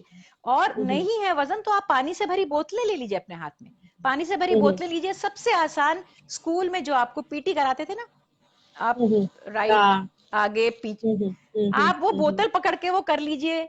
बहुत से आसान तरीके, अगेन मैं डिटेल्स में नहीं जा सकती आज, लेकिन 3 चीजें जो एक्सरसाइज के लिए जरूरी है। नंबर 1 एरोबिक्स हार्ट के लिए, नंबर 2 मसल बिल्डिंग, और नंबर 3 स्ट्रेचिंग बहुत ज्यादा जरूरी है। सारा वक्त टेंशन में मसल्स कॉन्ट्रैक्टेड रहती हैं, तो आप जब स्ट्रेचिंग करते हैं तो स्ट्रेचिंग के लिए योग, जिसको अंग्रेज लोग योगा भी कहते हैं, हम इंडिया में भी योगा कहने लग गए हैं, असल शब्द तो योग ही है। योग से अच्छा स्ट्रेचिंग को बहुत ही कम चीजें जो करवा पाते। तो मैंने आपको फिजिकल के सूत्र बता दिए, फिजिकल वेलबींग की, right, eating, exercise and sleep के 3 सूत्र क्या हैं? आप सुबह अलार्म लगा के नहीं उठेंगे, आपके रूटीन टाइम पे। आपको हवाई जहाज पकड़ना है 4 बजे, अलग नॉर्मल रूटीन है, उसमें आप अलार्म लगा के नहीं उठेंगे। आपका एक रूटीन टाइम सेट होना चाहिए जितने बजे आप उठते हैं। ये नहीं कि छुट्टी है आज मैं 11 बजे उठूंगी, आज ये है तो आज मैं 5 बजे सोई तो मैं 12 बजे, ऐसा नहीं। आपका टाइम एक ही होना चाहिए, नेचुरल, बिना अलार्म लगाए, नंबर 1। नंबर 2, जब आप सवेरे उठें तो आप फ्रेश महसूस करें। अगर आप फ्रेश महसूस नहीं कर रहे तो आपकी sleep was not refreshing. Number 3, आपको दिन भर नींद नहीं आती रहनी चाहिए कि चलो आपका बायोलॉजिकल क्लॉक सेट है, आप उठ तो गए 7 बजे लेकिन आप सोए 4 बजे थे, अब आप सारा दिन बिस्तर ढूंढ रहे कि कहीं बिस्तर मुझे मिले तो मैं सोऊं। अच्छा मैम, इस पे कभी बहुत इस बात में हाँ, मैं एक पूछना चाहूंगी, कई बार मुझे खुद को ऐसा लगता है कि जैसे मैं करीबन अगर 7-8 घंटे सो भी जाऊं ना, तो फिर भी मुझे पूरे दिन नींद आती रहती है। इसका रीजन क्या हो सकता है, मुझे कुछ समझ में नहीं आता। इसको इसको कई लोग स्लीप डेट भी बोलते हैं, DEBT बोलते हैं ना, जो कर्जा, कि नींद अच्छा। की तरफ आपका कर्जा है कि आप बहुत लंबे टाइम तक आपने अपने आप को काम चलाया, आप रोज 2 बजे सोई, अलार्म लगाया, 6 बजे 7 बजे उठती रही, फिर एक दिन ऐसा आता है कि या तो लोग क्रैश कर जाते हैं, वो शाम को 4-5 बजे फिर लुढ़क जाते हैं, या फिर उनको अगर रिफ्रेशिंग स्लीप नहीं आपको आ रही है तो फिर आपको दिन भर, क्यों स्लीप पे आज मैं बहुत लंबी बात करने लगी तो 2 घंटा बात करूंगी। Sleep is the most important thing in life. आपको मालूम है कि हमारे जो हार्मोन्स, केमिकल्स जो हैं, वो सब सूरज की रोशनी से बनते बिगड़ते हैं। तो सूरज उगता है, आंखों में रोशनी पड़ती है, केमिकल रिलीज होते हैं, वो कहता है बॉडी तैयार करता है काम करो। जब सूरज डूबता है हमको उस वक्त सोना चाहिए, नहीं हम नहीं सोते, हम सुबह बड़े भारी कर्टन्स लगा के लेट तक सोना चाहते हैं, रात को हम चमकीली रोशनी लगाते हैं, फोन का स्क्रीन, टीवी का स्क्रीन, सबसे खराब चीजें हैं आपके नींद के लिए जो ब्लू लाइट है। अगेन मैं भटक रही हूँ, मैं अपनी बात ऑफ खत्म कोर्स नहीं वी कर विल गो इन पाऊंगी। Detail in my in our next topic. कभी, हम हाँ, कभी बात करेंगे डेप्थ में नींद बात के ऊपर, करेंगे लेकिन नींद के क्या होता है, नींद में आपकी बॉडी रिजुविनेट होती है, रिफ्रेश होती है, आपकी मेमोरी ठीक बैठती है, आप कंसंट्रेट फोकस कर पाते हैं अगले दिन। और अगर ये सारे आपको निशानी आ रही हैं तो पहली बात अपनी नींद की तरफ देखिए। तो यहाँ मैं बात खत्म करती हूँ कि कैसे करना है, फिजिकल वेलबींग कैसे करनी है। क्लियर हो गया, ईटिंग, एक्सरसाइज, स्लीप। अब हम आते हैं मेंटल वेलबींग पे।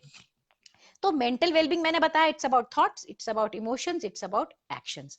तो अक्सर हमारे थॉट्स और इमोशंस हमारे एक्शंस को डिटरमिन करते हैं। हम क्या करते हैं, बहुत सारे और चीजें भी डिटरमिन करती हैं जो मेरे कंट्रोल में है। जो एक्सटर्नल कंट्रोल में है, वो आपने मेरे से कैसे बर्ताव करा, मैंने करा, वो एक अलग बात है। मेरे कंट्रोल में जो मेरा बिहेवियर है वो मेरे थॉट्स और मेरे इमोशंस से आता है। तो मैंने कह दिया पॉजिटिव थॉट रखना, इसका मतलब क्या हुआ, मैं आपने कहा कि मैं बहुत कोशिश करती हूँ, मैं रख नहीं पाती। तो आपको पुलिसमैन बनना है, आपको पुलिसमैन बनना है। और मुजरिम कौन है, नेगेटिव थॉट्स और नेगेटिव इमोशंस। तो ज्यों ही आपके आपके अंदर नेगेटिव थॉट आए, आप उसको कैच करिए, उसको कैच करिए। वो एक नेगेटिव थॉट आपका लोड बन रहा है, आपके लेफ्ट स्केल में जा रही है वो, याद रखिएगा। तो हमको फिर वजन डालना पड़ेगा। तो उसका रेस्पॉन्स क्या है कि जब आपको एक नेगेटिव थॉट आती है तो आपको सोचना पड़ता है। तो इसका मैं एक बहुत सरल एग्जाम्पल देती हूँ। मेरे पिताजी जिंदगी भर कहते थे मुझे कोई भी तकलीफ ला दो, मैं गीता में, भागवत गीता में उसका जवाब ढूंढ दूंगा। अब मेरे पिताजी रहे नहीं, मेरे लिए सेरेनिटी प्रिंसिपल जो है वो मेरे लिए एक भागवत गीता का भी काम करता है। वो बड़ा आसान सा है कि Lord give me the serenity to accept the things that I cannot change, the courage to change the things that I can, and the wisdom to know the difference. तो हमें नेगेटिविटी में प्रॉब्लम ये आती है कि हम उन चीजों को चेंज करने की कोशिश करते हैं जो हमारे बस में नहीं है। अब कोविड-19 हमारे बस में नहीं है, उसको नहीं बदलने की कोशिश कर सकते, उसको झेलने की शक्ति चाहिए हमें, ठीक है। लेकिन हम जहां बदल सकते हैं, रिश्ते हैं। आपका मेरा रिश्ता अगर खराब होता है तो मैं कोशिश ये करती हूँ कि कनक बदल जाए किसी तरीके से। अरे मैं अपने आप को नहीं बदल पा रही, मैं आपको क्या बदलूंगी। तो जब आपके रिश्ते में खटास आ रही है ना, तो आप दूसरे को नहीं बदल सकते, आप अपने आप को बदलिए ताकि दूसरे का बिहेवियर आपके साथ बदले। छोटा सा एग्जाम्पल था। कभी कभी ये जो wisdom to know the difference में बड़ी गड़बड़ हो जाती है, हम समझ ही नहीं पाते, हम जिसमें करेज चाहिए वहां पे हम सेरेनिटी लेके झेल रहे हैं। जो हमें चेंज करना चाहिए हम चेंज करते हैं। तो हमें क्या चेंज करना चाहिए, नेगेटिव थॉट आया तो आपको तुरंत देखना है कि नेगेटिव थॉट का सोर्स क्या है। तो सपोजिंग मेरे बेटी की शादी तय थी, अब कोविड आ गया, कार्ड भी बंट चुके थे, सब तंबू वाले सब इंतजाम हो चुके थे, बैंक्वेट हॉल, अब कोविड आ गया, अब मुझे कैंसिल करना है। अब नेगेटिव थॉट आए जा रही मेरे दिमाग में कि अब क्या होगा, अब क्या होगा, अब क्या होगा। अब मुझे ये सोचना पड़ेगा कि ये नेगेटिव थॉट मुझे कहीं ले जा रही है, नहीं। अब एक और बात याद रखिए कि थॉट और फीलिंग ना रेलवे ट्रैक की तरह चलते हैं। अगर आपकी नेगेटिव थॉट आई तो वो नेगेटिव इमोशन लाएगी ही। ऐसा नहीं हो सकता कि आप नेगेटिव चीज सोच रहे हैं और आप खुश हो रहे हैं, नहीं हो सकता। आपकी नेगेटिव थॉट आपकी एंजाइटी और घबराहट और उदासी लाएगी, तो विशेष साइकिल बन जाता है। तो उसको रोकने का क्या तरीका है? पहली बात, अगर आपके अंदर नेगेटिव थॉट आई, आपने उसको पकड़ा, पुलिस वाले ने कहा ना पकड़ लिया, अब बता भाई क्या क्या चाहता है तू, तो क्या करना चाह रहा था तू, पूछते हैं मुजरिम से। तो आप नेगेटिव थॉट से पूछिए कि तुम क्या करना चाह रही थी। तो नेगेटिव थॉट मुझे क्या कह रही है, अब इतना पैसों का नुकसान हो गया, अब ये क्या होगा, अब कैसे होगा। तो अब जो है ना, अब मैंने जो वजन रखा राइट साइड पे, वो वजन क्या होगा, मेरी कोपिंग एबिलिटी है, मुझसे क्या कह रही है कि अरे कोई बात नहीं, तुम्हारा थोड़ा ही हुआ, कितने ही लोगों की शादियां, तो छोटी सी बात है, लोगों के तो बिजनेस बर्बाद हो गए, लोगों की तो जाने जा रही हैं, तुम्हारे पास जान है ना, तुम्हारे पास एबिलिटी है ना, कल को फिर शुरू कर लेना, शादी फिर कर लेंगे, अगले साल ऑर्गेनाइज कर लेंगे, घर पे कर लो, यू नो। तो अब मैंने क्या किया, मैंने अब उस लोड को उस लेफ्ट स्केल से हटा लिया।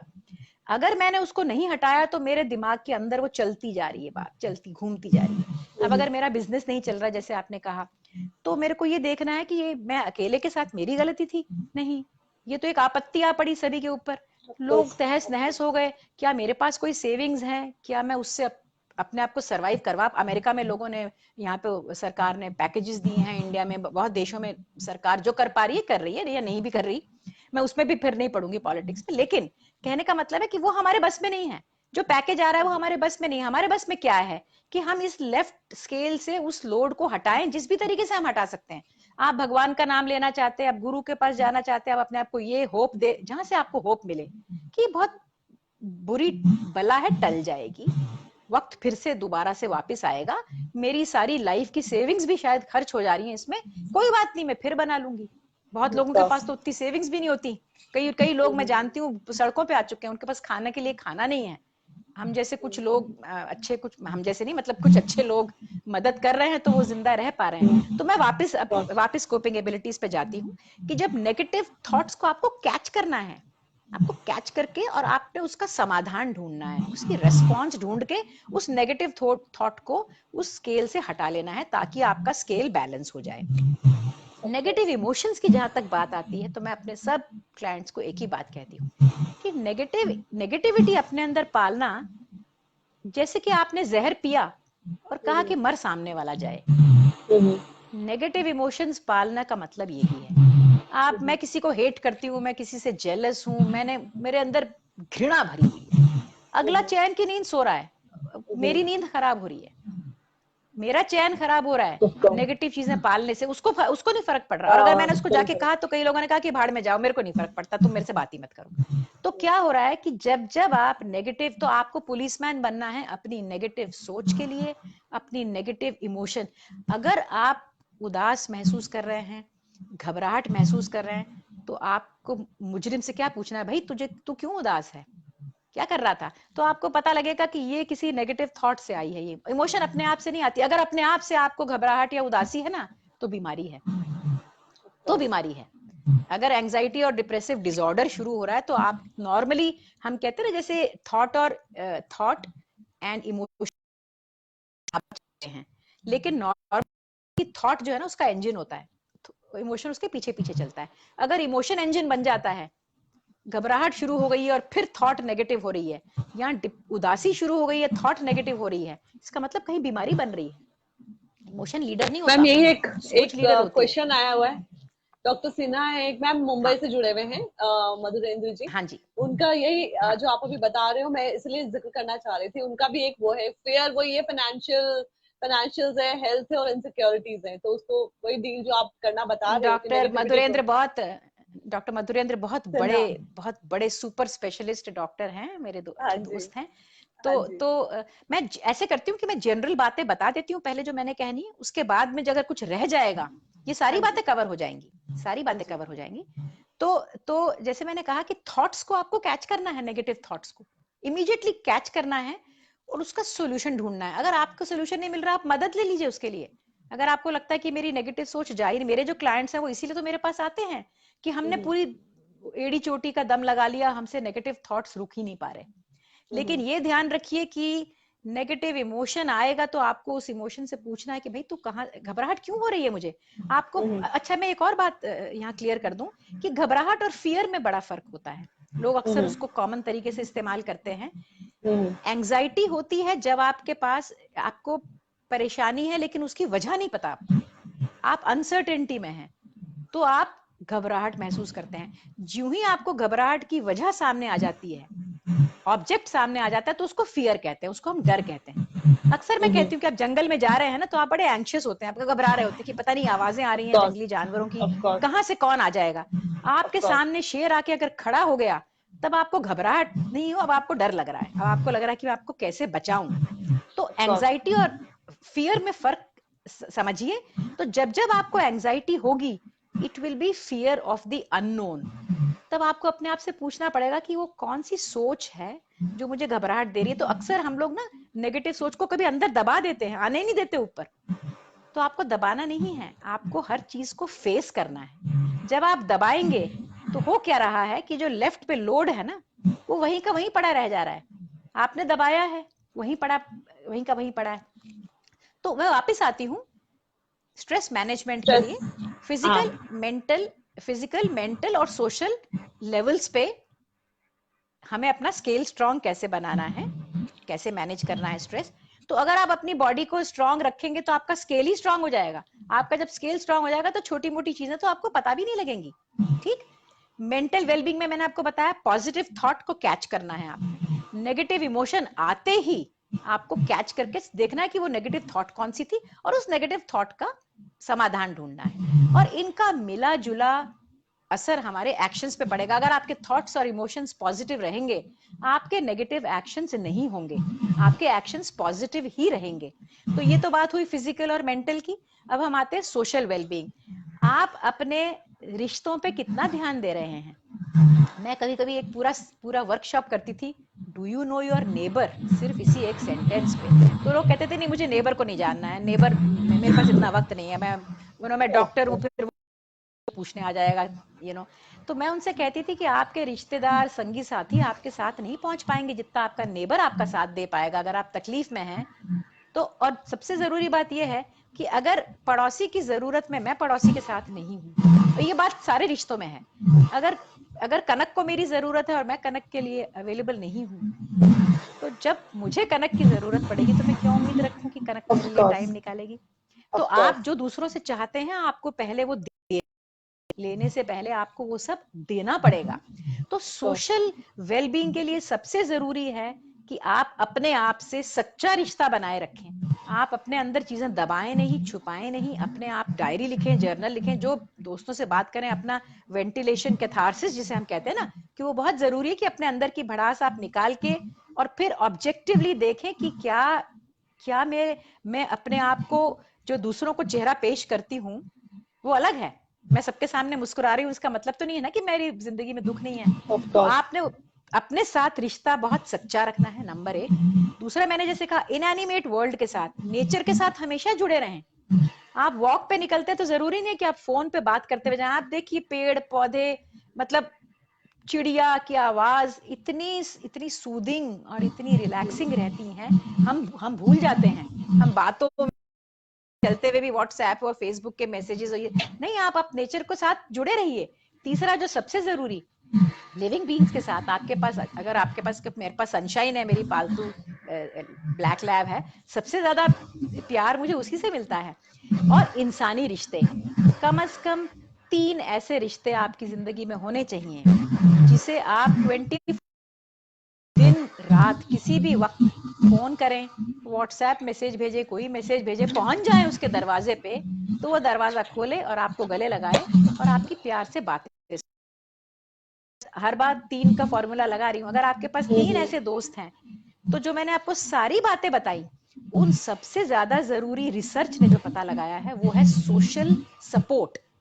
सोशल सपोर्ट का मतलब है कि आपके पास ऐसा कोई इंसान है जो आपको लगे कि जब सब कुछ मेरा बर्बाद हो जाएगा ना, तो मैं उसकी गोद में जाके सर रख के रोऊंगी और वो मेरे बाल सहलाएगा, मुझे चुप कराएगा। ऐसे कोई इंसान आपने, और ये इंसान झोली में आके ऊपर से नहीं पड़ते, ये दोस्त हमें बनाने पड़ते हैं। हमें पहले झोली, हमें पहले अपनी झोली और अपना वक्त निकालना पड़ता है लोगों के लिए, तभी आपको ऐसे। और अगर आपको 3 ऐसे दोस्त हैं और आपके पास वो सोशल सपोर्ट है, हमारे husband is a cancer specialist हैं, हमारा कैंसर जैसी बीमारी में भी सोशल सपोर्ट से जो इम्यूनिटी बढ़ती है वो प्रूवन है। सभी जो मैंने आपको सारी चीजें बताई वो सब साइंस के बेसिस पे बताई।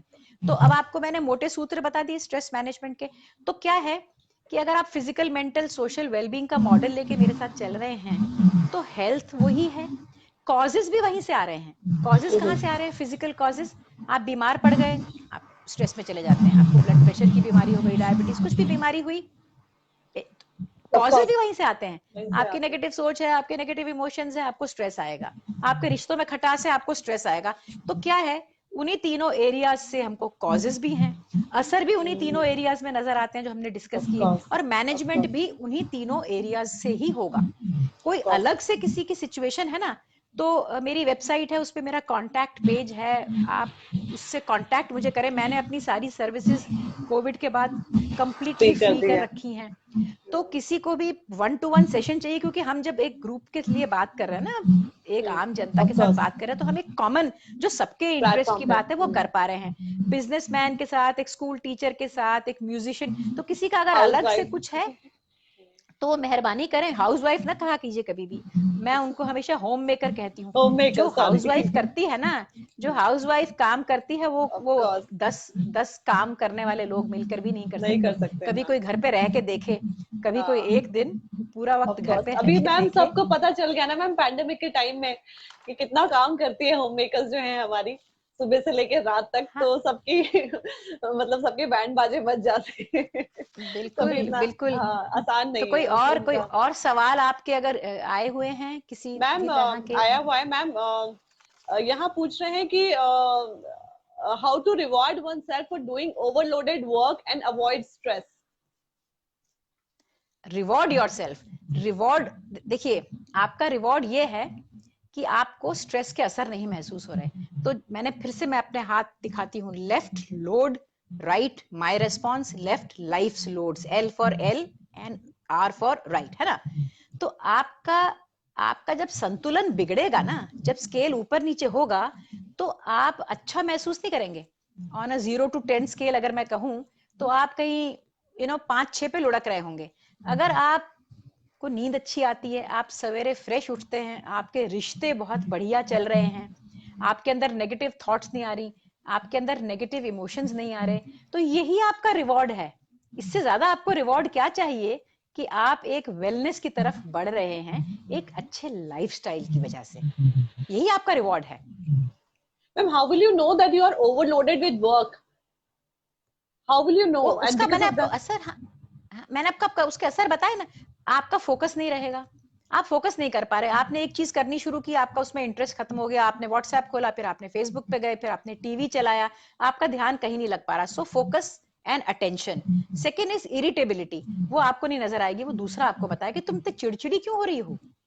अगर मेरे हस्बैंड मुझसे कहते हैं, अरे मैं पता है कि अरे आप मुझे गुस्सा दिला रहे, नहीं, वो आप ध्यान से सुनिए तो क्या हो रहा है, आपके बिहेवियर में चेंज आ रहा है, आपके रिश्तों में खटास पड़ रही है, आप फोकस नहीं कर पा रहे, कॉन्सेंट्रेट नहीं कर पा रहे। जो हमने स्ट्रेस के असर की बात की ना, वो असर जब आपको महसूस होने लगेंगे तो उसमें सबसे ज्यादा जरूरी क्या दिखेगा, आपकी फंक्शनिंग ऑप्टिमल नहीं हो पा रही। आप एक और बात ध्यान दीजिएगा, एक्टिविटी और प्रोडक्टिविटी बिल्कुल अलग चीजें हैं। क्योंकि आप सारा दिन अगर आप एक चैनल घुमा रहे हैं या व्हाट्सएप ऊपर नीचे कर रहे हैं, तो इसका मतलब नहीं कि आप प्रोडक्टिव हैं। और ये एक बात बहुत जरूरी सबके लिए जानने के लिए है कि कोविड-19 जब शुरू हुआ था तो चलो लोगों ने उसको एक सब्जेक्ट बना लिया और कह रहे हैं चलो जब न्यू नॉर्मल आएगा तो हम यही न्यू नॉर्मल है। हमें अपनी जिंदगी आज की तारीख में वैसे ही जीनी है जैसे कि हम पहले जीते आए थे और जैसे कि हम जिंदगी भर जीने की उम्मीद रखते हैं। किसी को कविता लिखनी है, संगीत गाना गाना है, और कर भी रहे हैं, बहुत सारे लोगों की प्रोडक्टिविटी बढ़ भी गई है। लेकिन जिनकी नहीं बढ़ी वो बहुत ध्यान दें कि आपकी प्रोडक्टिविटी उतरी रहे या बढ़ जाए। अब तो आपके पास बहुत वक्त बचा हुआ है, कम्यूटिंग का वक्त खत्म हो चुका, सजने धजने तैयार होके कहीं जाने, पार्टियों का कई आपका वक्त बच रहा है, तो उसको सही तरीके से हमको इस्तेमाल करना है। उसको हमें कोविड की खबरें जानने के लिए नहीं करना है। और दूसरी बात, हाँ हाँ आप बोलिए, दूसरी बात बोल रहे थे आप। नहीं, दूसरी बात मैं यही कह रही थी कि जो खबरें आपके पास आ रही हैं, आपने उसमें से ग्रहण क्या करना है, आपने रखना क्या है, रिजेक्ट क्या कर देना। जो लाइफस्टाइल से संबंधित हैं, जो आपकी स्प्रेड कोविड आप बचें और दूसरों को बचाएं, उससे रिलेटेड पे ध्यान दें। बाकी यहाँ वहां की जो है ना, और नेगेटिव, मैं तो कोई नेगेटिव पोस्ट को खोलती भी नहीं हूँ। मतलब अमिताभ बच्चन ने यूं कर दिया, नानावती में ऐसे कर दिया, उसका वो स्टेक होल्डर था, मुझे इससे क्या लेना देना है। अमिताभ बच्चन ने मुझे कुछ खुशी दी थी अपनी फिल्मों से, मैंने ले ली।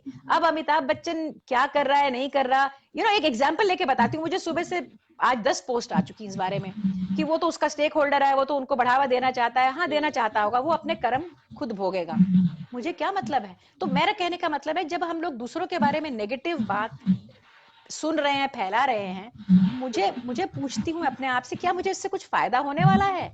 ये शेयर करने से मैंने दूसरे की को भी एक नेगेटिव इनपुट दी। एक मैंने बेकार से एग्जांपल लिया, मतलब अमिताभ बच्चन लेना देना नहीं है, ये पब्लिक रिलेट कर पाते हैं, पब्लिक रिलेट कर पाती है, that is the reason I even I think. मतलब लोगों ने अमिताभ बच्चन को इतनी दुआएं दी होंगी पूरी जिंदगी भर, उन्होंने खुशी बांटी। अब उनके 2-3 एक्शंस को लेकर के जो है उनके मतलब यूं।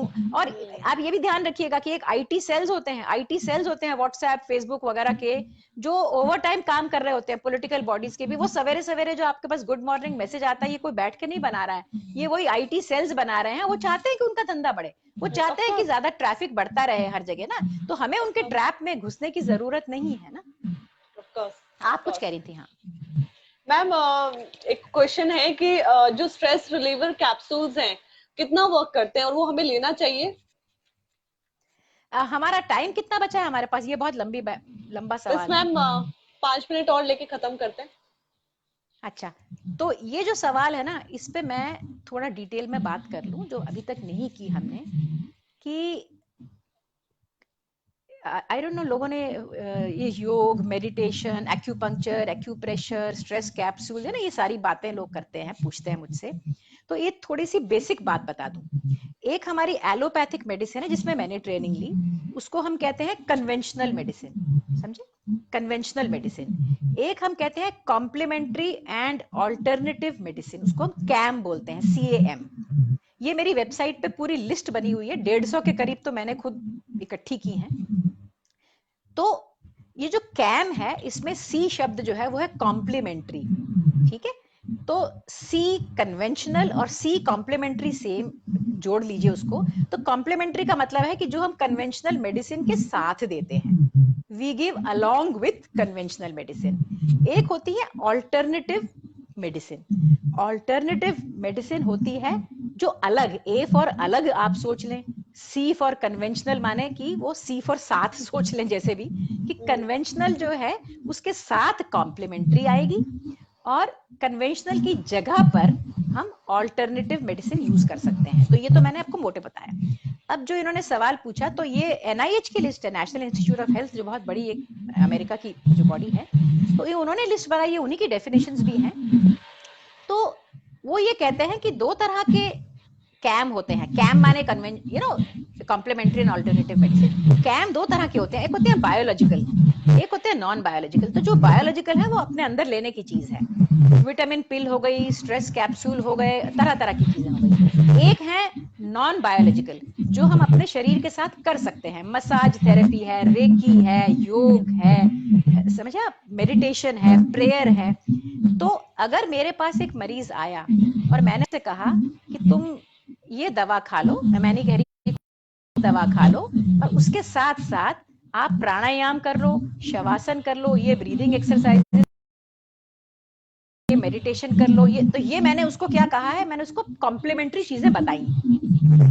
कई मरीज जो हैं वो कन्वेंशनल मेडिसिन न लेके वो क्या चाह रहे हैं, मुझे आयुर्वेदिक इलाज कराना है, सिद्धा कराना है, यूनानी कराना है, होम्योपैथिक कराना है। तो इंडिया में जैसे आयुष होगा ये मिलके, तो इंडिया ने सोचा कि इनके ऊपर काफी रिसर्च हो चुकी है तो हम इसको लीगल कर देते हैं। तो कैम जो है वो बहुत देशों में कई कई चीजें लीगल हैं, कई देशों में लीगल नहीं भी हैं, तो वो उस देश के हिसाब से चलेंगे। अब बात आई स्ट्रेस कैप्सूल्स की, तो मेरी एडवाइस ये रहेगी, अभी अपने तजुर्बे से ये बताती हूँ कि जो तो चीज आप अपने शरीर के अंदर डाल रहे हैं उसमें आपको ध्यान बरतना इसीलिए जरूरी है कि आपको मालूम है साइकियाट्री में मेरे पास जो मरीज आते थे वो क्या कहते थे कि हमने जड़ी बूटी भी खिला दी और यहाँ भी ले गए, बाबा के पास ले गए, जब कुछ नहीं बना तब वो मेरे पास आते थे।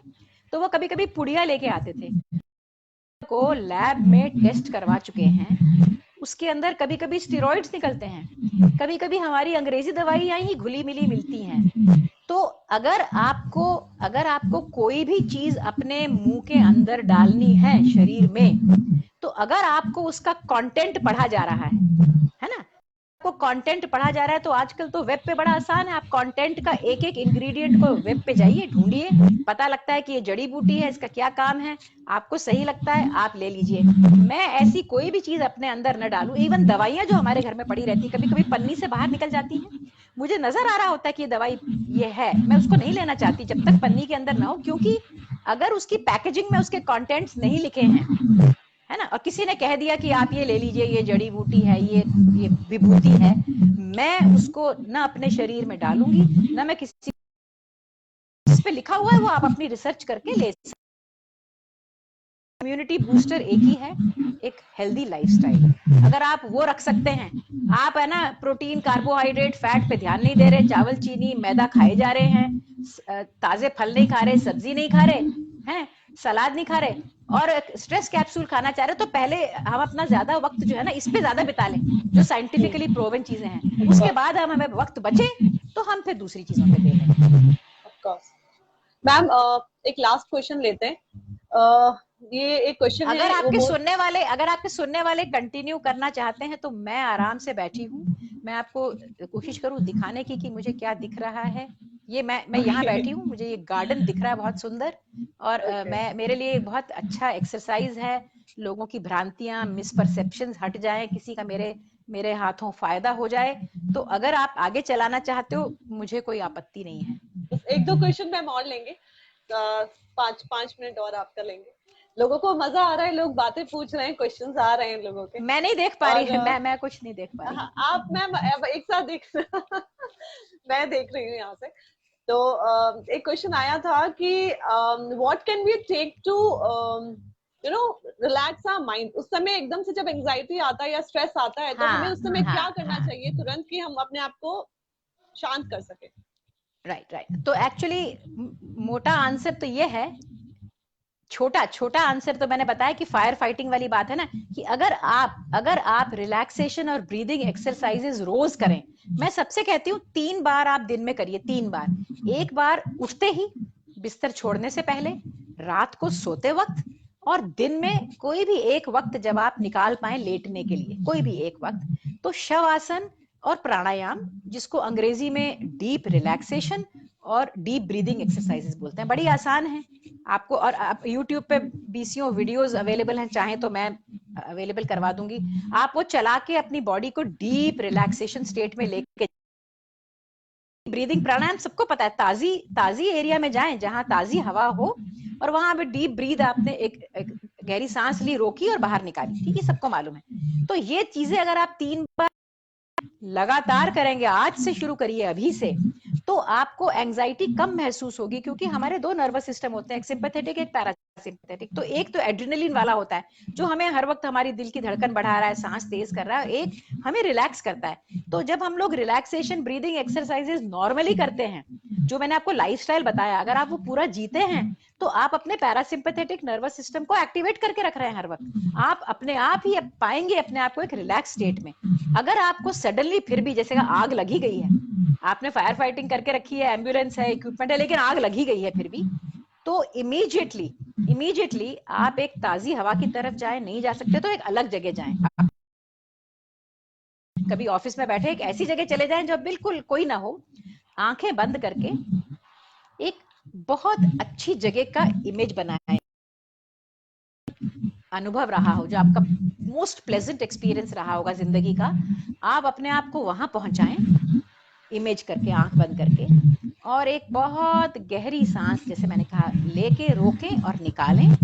एक तो ये कर सकते हैं। दूसरा, अगर थोड़ी इससे एंजाइटी कम हो जाती है, घबराहट थोड़ी सी कम हो जाती है, डीप ब्रीदिंग करने से आपकी एंजाइटी कम होगी ही, तब आप जाकर के लेट जाइए कहीं और अपनी बॉडी को पूरा रिलैक्स करके, जैसे हम गाइडेड इमेजरी कहते हैं ना, जो इमेजरी अपने इमेज बनाएं।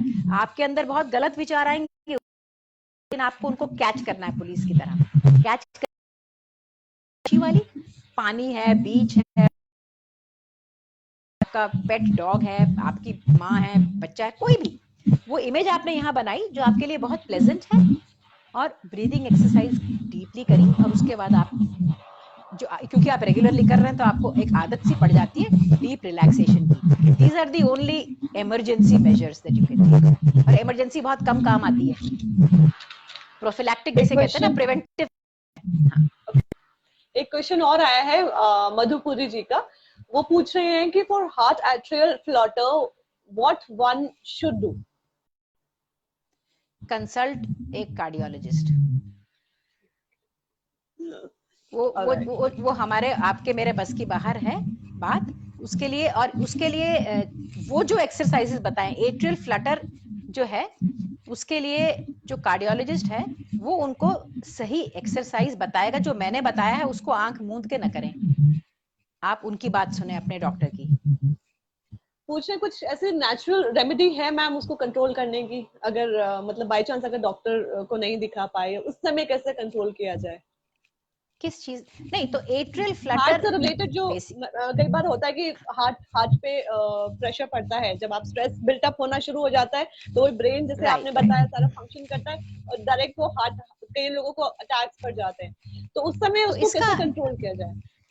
तो इसका मैं जवाब एक आपको सिंपल दे दूं कि जब फायर फाइटिंग, अगर कहीं आग लगती है ना, आग लगती है तो जो फायर ब्रिगेड आती है ना, वो अलग अलग फायर ब्रिगेड नहीं होती, एक ही फायर ब्रिगेड होती है, वो हर जगह पहुंचती है जहां आग लगती है। और जो इक्विपमेंट होती है उससे, चाहे हम पानी छोड़ें चाहे हम गैस छोड़ें, वो भी वही होती है हर आग को बुझाने के लिए।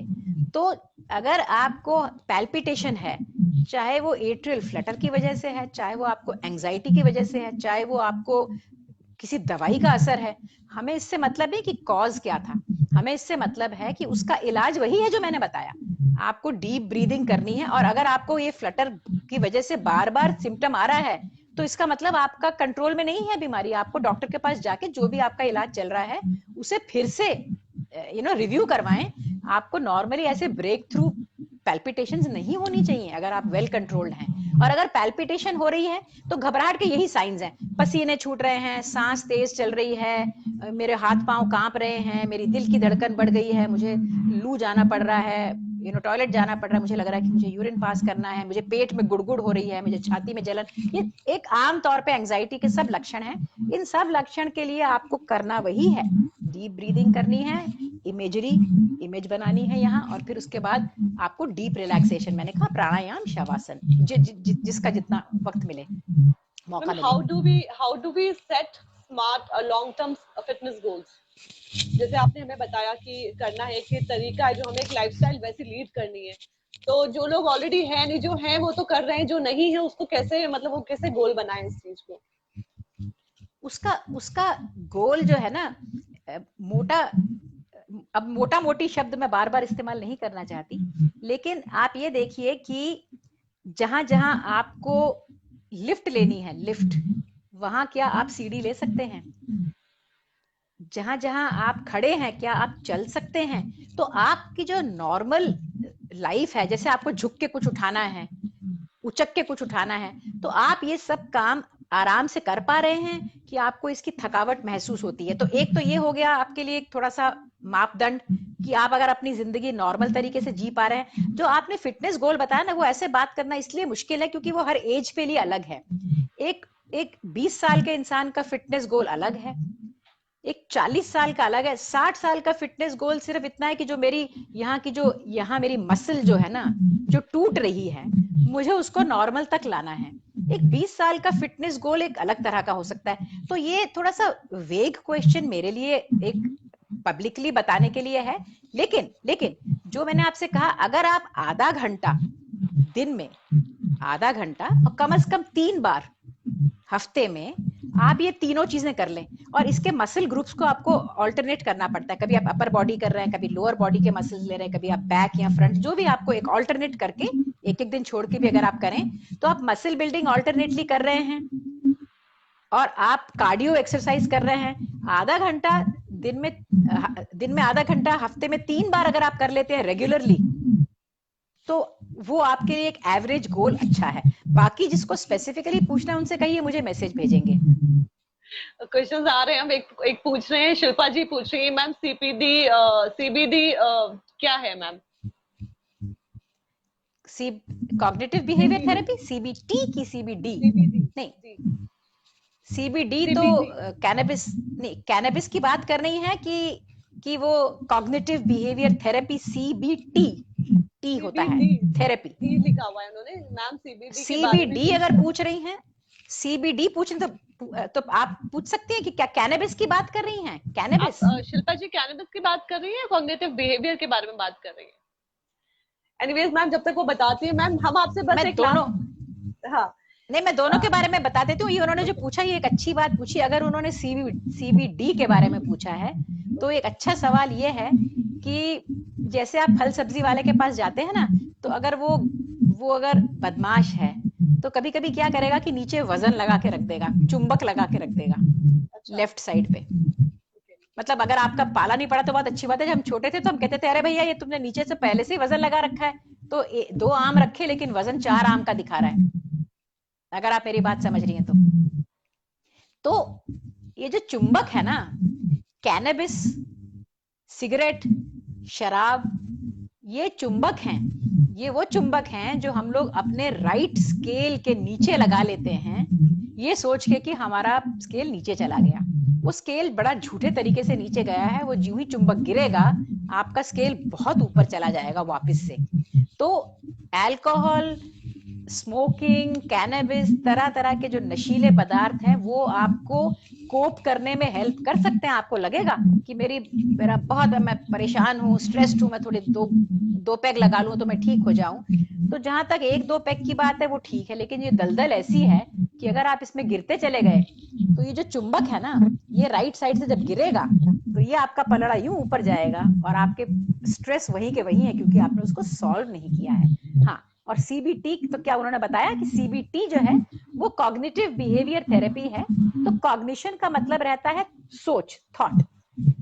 तो कॉग्निटिव और बिहेवियर तो हमारा बिहेवियर है ही। तो अब हम जब थेरेपी करते हैं, साइकोथेरेपी, जिसमें हम आपकी सोच और बिहेवियर पे फोकस करके और आपकी तकलीफें दूर करने की कोशिश करते हैं, तो उसको हम कॉग्निटिव बिहेवियर थेरेपी कहते हैं। कॉग्निटिव थेरेपी होती है, cognitive behaviour therapy, behaviour therapy, ये अलग अलग तरह की टेक्निकल टर्म्स हैं। Alright ma'am. मैम लास्ट आपसे पूछना चाहेंगे, कुछ अपना एक्सपीरियंस शेयर करिए ना मैम। ये स्ट्रेस मैनेजमेंट और होलिस्टिक वेलनेस का जो हमने एपिसोड बनाया है, एग्जिस्ट में एक हम उसको करते हैं आपके एक एक्सपीरियंस के साथ। आपने पता नहीं कितने एक्सपीरियंसेस देखे होंगे, सुने होंगे और खुद महसूस किए होंगे। तो एक ऐसा एक्सपीरियंस बताइए मैम जिससे कि सब लोग थोड़ा सा प्रेरित हो जाएं। तो अब मेरे जैसे इंसान से अब एक्सपीरियंसेस पूछोगे तो हजारों लाखों होंगे। लेकिन मेरे ख्याल से एंड में मैं पूरी अपनी बात को अगर समराइज कर दूं, ऐसा भी हो सकता है कि कई लोग लेट जुड़े हमारे साथ, है ना, तो मैं अगर हमने जो आज पूरी बात की, मोटे तौर पे मैं उसको समराइज कर देती हूँ कि हेल्थ जो है physical, mental and social wellbeing की स्थिति है, सिर्फ बीमारी की एब्सेंस नहीं है कि अगर आप बीमार नहीं है तो आप हेल्थी हैं, ऐसा नहीं है। आपको फिजिकल, मेंटल, वेलबींग तीनों। पहली बात। दूसरी बात कि हेल्थ और वेलनेस अलग अलग हैं। वेलनेस में जुड़ती हैं बैलेंस, जुड़ता है कि आप इक्वल इंपॉर्टेंस दे रहे हैं फिजिकल, मेंटल और सोशल वेलबींग पे। होलिस्टिक का मतलब है कि आप एक इंसान को एक ऑर्गन या एक सिस्टम नहीं मान के, आप एक पूरा होल इंडिविजुअल मान के उसका ऐसा इलाज कर रहे हैं कि जो एक का असर दूसरे पे आ रहा है उसको मद्देनजर रखते हुए आप इलाज कर रहे हैं। तीसरी हमने बात की। और चौथी कि कॉजेज ऑफ स्ट्रेस भी बॉडी, माइंड और सेल्फ से आते हैं, रिलेशनशिप से। इफेक्ट्स भी उनके बॉडी, माइंड और रिलेशनशिप्स पे पड़ते हैं, और उनकी मैनेजमेंट भी जो है, बहुत जल्दी से मैंने बताया, physical, eating, exercising, sleep, mental well-being, thoughts, emotions, actions, social well-being, be connected with your own self, be connected with nature, be connected with living beings, especially human beings, have at least 3 very strong social support relationships in your life, जिसके पास आप दिन रात 24 घंटे जा सकें। तो यही एक मैजिक सूत्र है। और मैं एक और बात कह दूं कि ये जो लोग कहते हैं ना कि ये मैजिक मंत्रा किसी के पास आ जाता है, कोई भी हो, वो हमारे इंडिया के बहुत मशहूर करोड़पति योग गुरु हो या अमेरिका के कोई हो, किसी भी देश से हो, आप एक बात याद रखिएगा कि अगर किसी के पास कोई मैजिक मंत्र होता तो वो आज का दुनिया का सबसे रईस इंसान हो जाता। अगर किसी के पास हर कैंसर का इलाज होता, किसी धर्म के पास हर सवाल का जवाब होता, तो दूसरे धर्म की जरूरत क्या होती? अगर एलोपैथी के पास सब आंसर होते तो कॉम्प्लीमेंट्री सिस्टम्स की जरूरत क्या होती? तो ये कभी मत इसमें मत पढ़िए कि ये एक मैजिक मंत्र है, इसको करने से सब ठीक हो जाएगा। मैजिक मंत्र एक आपका लाइफस्टाइल है, हेल्दी लाइफस्टाइल, होलिस्टिक लाइफस्टाइल है। अगर आप उसको जिएंगे तो मैं गारंटी देती हूँ कि आपको स्ट्रेस तो आएगा, मतलब लोड तो पड़ेगा ना, लाइफ लोड तो देती रहेगी, लेकिन आप रेस्पॉन्स इस तरह कर पाएंगे कि आपका बैलेंस बना रहे। और वही हम चाहते हैं ना। हम हमारा लोड के ऊपर तो कोई कंट्रोल नहीं है, हमारा तो कंट्रोल रेस्पॉन्स के ऊपर ही है ना। तो मेरे ख्याल से इतना बहुत है। बहुत बहुत शुक्रिया, आपने बहुत इंपॉर्टेंट टॉपिक उठाया एक बहुत बुरे वक्त में। मुझे आई एम होपिंग कि लोगों को फायदा पहुंचा होगा। मेरी वेबसाइट जो है उसका लिंक आप शेयर कर लीजिए, उस पर जो मैंने बताया वो सब बातें, वो सारी जानकारी मेरी वेबसाइट पे भी है, और एक कॉन्टैक्ट पेज है जहां से आप मुझसे डायरेक्ट 1-to-1 सेशन कर सकते हैं। और एक और मैं बात बता दूं, कोविड के बाद मैंने बहुत सारे सपोर्ट ग्रुप्स बनाए हैं। तो कुछ फैमिलीज के ग्रुप्स हैं जो जुड़े हुए हैं आपस में, कुछ फ्रेंड्स के ग्रुप्स हैं, यंग चिल्ड्रन, यंग एडोलेसेंट्स। तो मैं उनके ग्रुप, सपोर्ट ग्रुप भी मैं फ्री में सब करती रहती हूँ, और उसके दिन और टाइम फिक्स्ड हैं। तो अगर कोई भी ग्रुप मुझे उसका कोई भी एक इंसान मुझसे उसका अपॉइंटमेंट ले ले, तो मैं उनके लिए एक अलग से ग्रुप कर देंगे, जिस भी तरीके से वो चाहेंगे। तो मेरी सेवाएं आपके लिए हाजिर हैं हमेशा। Ma'am, it was such a pleasure meeting you in person, and it was such an amazing information you have given it to us and shared with us, ma'am. आपका इतना rich experience है, और हमें थोड़ा सा मौका मिला, मतलब आपने इतनी कीमती टाइम अपना निकाला हमारे शो के लिए। Thank you so much ma'am. मतलब आपका तो मैं एक आपका वेबसाइट होके देखा मैंने, वहां पर तो मतलब you are such a gracious lady, that you have this thing of giving. मतलब आप बिल्कुल भी, मतलब ऐसे बोलते हैं ना कि एकदम सेल्फलेस जो काम करते ना, नेकी कर और कुएं में डाल। अपनी बातें तारीफें करना और बघारने में ना बहुत वक्त जाया होता है, उसकी कोई जरूरत नहीं होती। उतनी ईगो मेरी सेटिस्फाइड है already. Such a pleasure meeting you, ma'am. Thank you so much for coming to the show. And of बहुत course, बहुत we will be शुक्रिया। doing it again with different topics again. And because मैं Most तो welcome। obviously anxious हो रही थी, questions आ रहे थे, so I had to control myself. But yeah, I know, I know। जल्दी हम दोबारा टॉपिक लेंगे मैम, और आपको फिर से लेके जरूर आएंगे। Thank you so much. जरूर। Thank you, thank you, bye bye.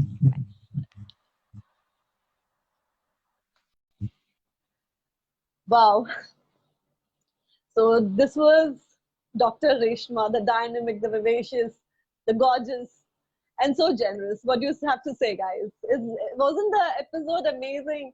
मेरे को भी कई चीजें नहीं पता थी, मैं भी बस चीजों के पीछे भागती रह रही थी, अभी तक खुद को ढूंढने की कोशिश कर रही थी, लेकिन मैंने भी अब अपने आप को लाके थोड़ा सा हॉल्ट कर दिया है, सोचा चलो। और मेरे ख्याल से मैं भी आपको यही बोलूंगी, थोड़ा हॉल्ट पे लाइए अपने आप को। जिंदगी आप जिए, मतलब जिंदगी जिए, और स्ट्रेस को एकदम अपने दिमाग से निकाल के फेंके। और ये प्रोसेस है, जैसे मैम ने बोला कि धीरे धीरे चीजें बढ़ती हैं, डेवलप होती हैं, और हमें बस वही पकड़ना है जहां पर ये शुरू होती हैं। तो जैसे ही वो शुरू होती हैं, जैसे ही वो आपका वो हैवीनेस आने लग जाता है, जैसे मैम ने बोला, वही हमें पकड़ना है और हमें अपने नेगेटिव थॉट्स को कंट्रोल में करना है। और वो मैम ने बताया कि कैसे कंट्रोल में करना है, तुरंत पता करना है और हमें तुरंत उसको पॉजिटिव थॉट्स से हमें उसको कन्वर्ट करना है, नेगेटिव थॉट्स को बाहर निकाल के फेंकना है। उस समय हमें अच्छी बातें सोचनी है। अगर बहुत ज्यादा इफेक्ट हो रहा है, जैसे मुझे क्या होता है कि मुझे जब ये चीजें प्रॉब्लम करती है, तो मैं तो निकल जाती हूँ, एक्सरसाइजेस वगैरह करती हूँ, है ना।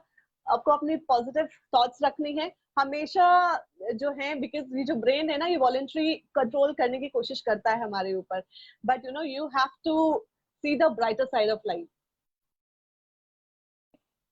स्ट्रेस से दूर रहिए, और ये चीजें तो होती रहेंगी। आप अपने आप को स्ट्रॉन्ग करिए, जैसे मैम ने बोला है, अपने आप को स्ट्रॉन्ग करिए, तो आप वो फाइट कर सकेंगे चीज। इसी के साथ मैं विदा लेना चाहूंगी। Thank you so much, you have been really kind and very gorgeous viewers here. अब अभी हम नेक्स्ट 15 मिनट के बाद फिर से हम जुड़ेंगे, तो 15 मिनट के बाद फिर से मिलती हूँ आप सबसे। इसी के साथ thank you so much for being there. Have a lovely evening.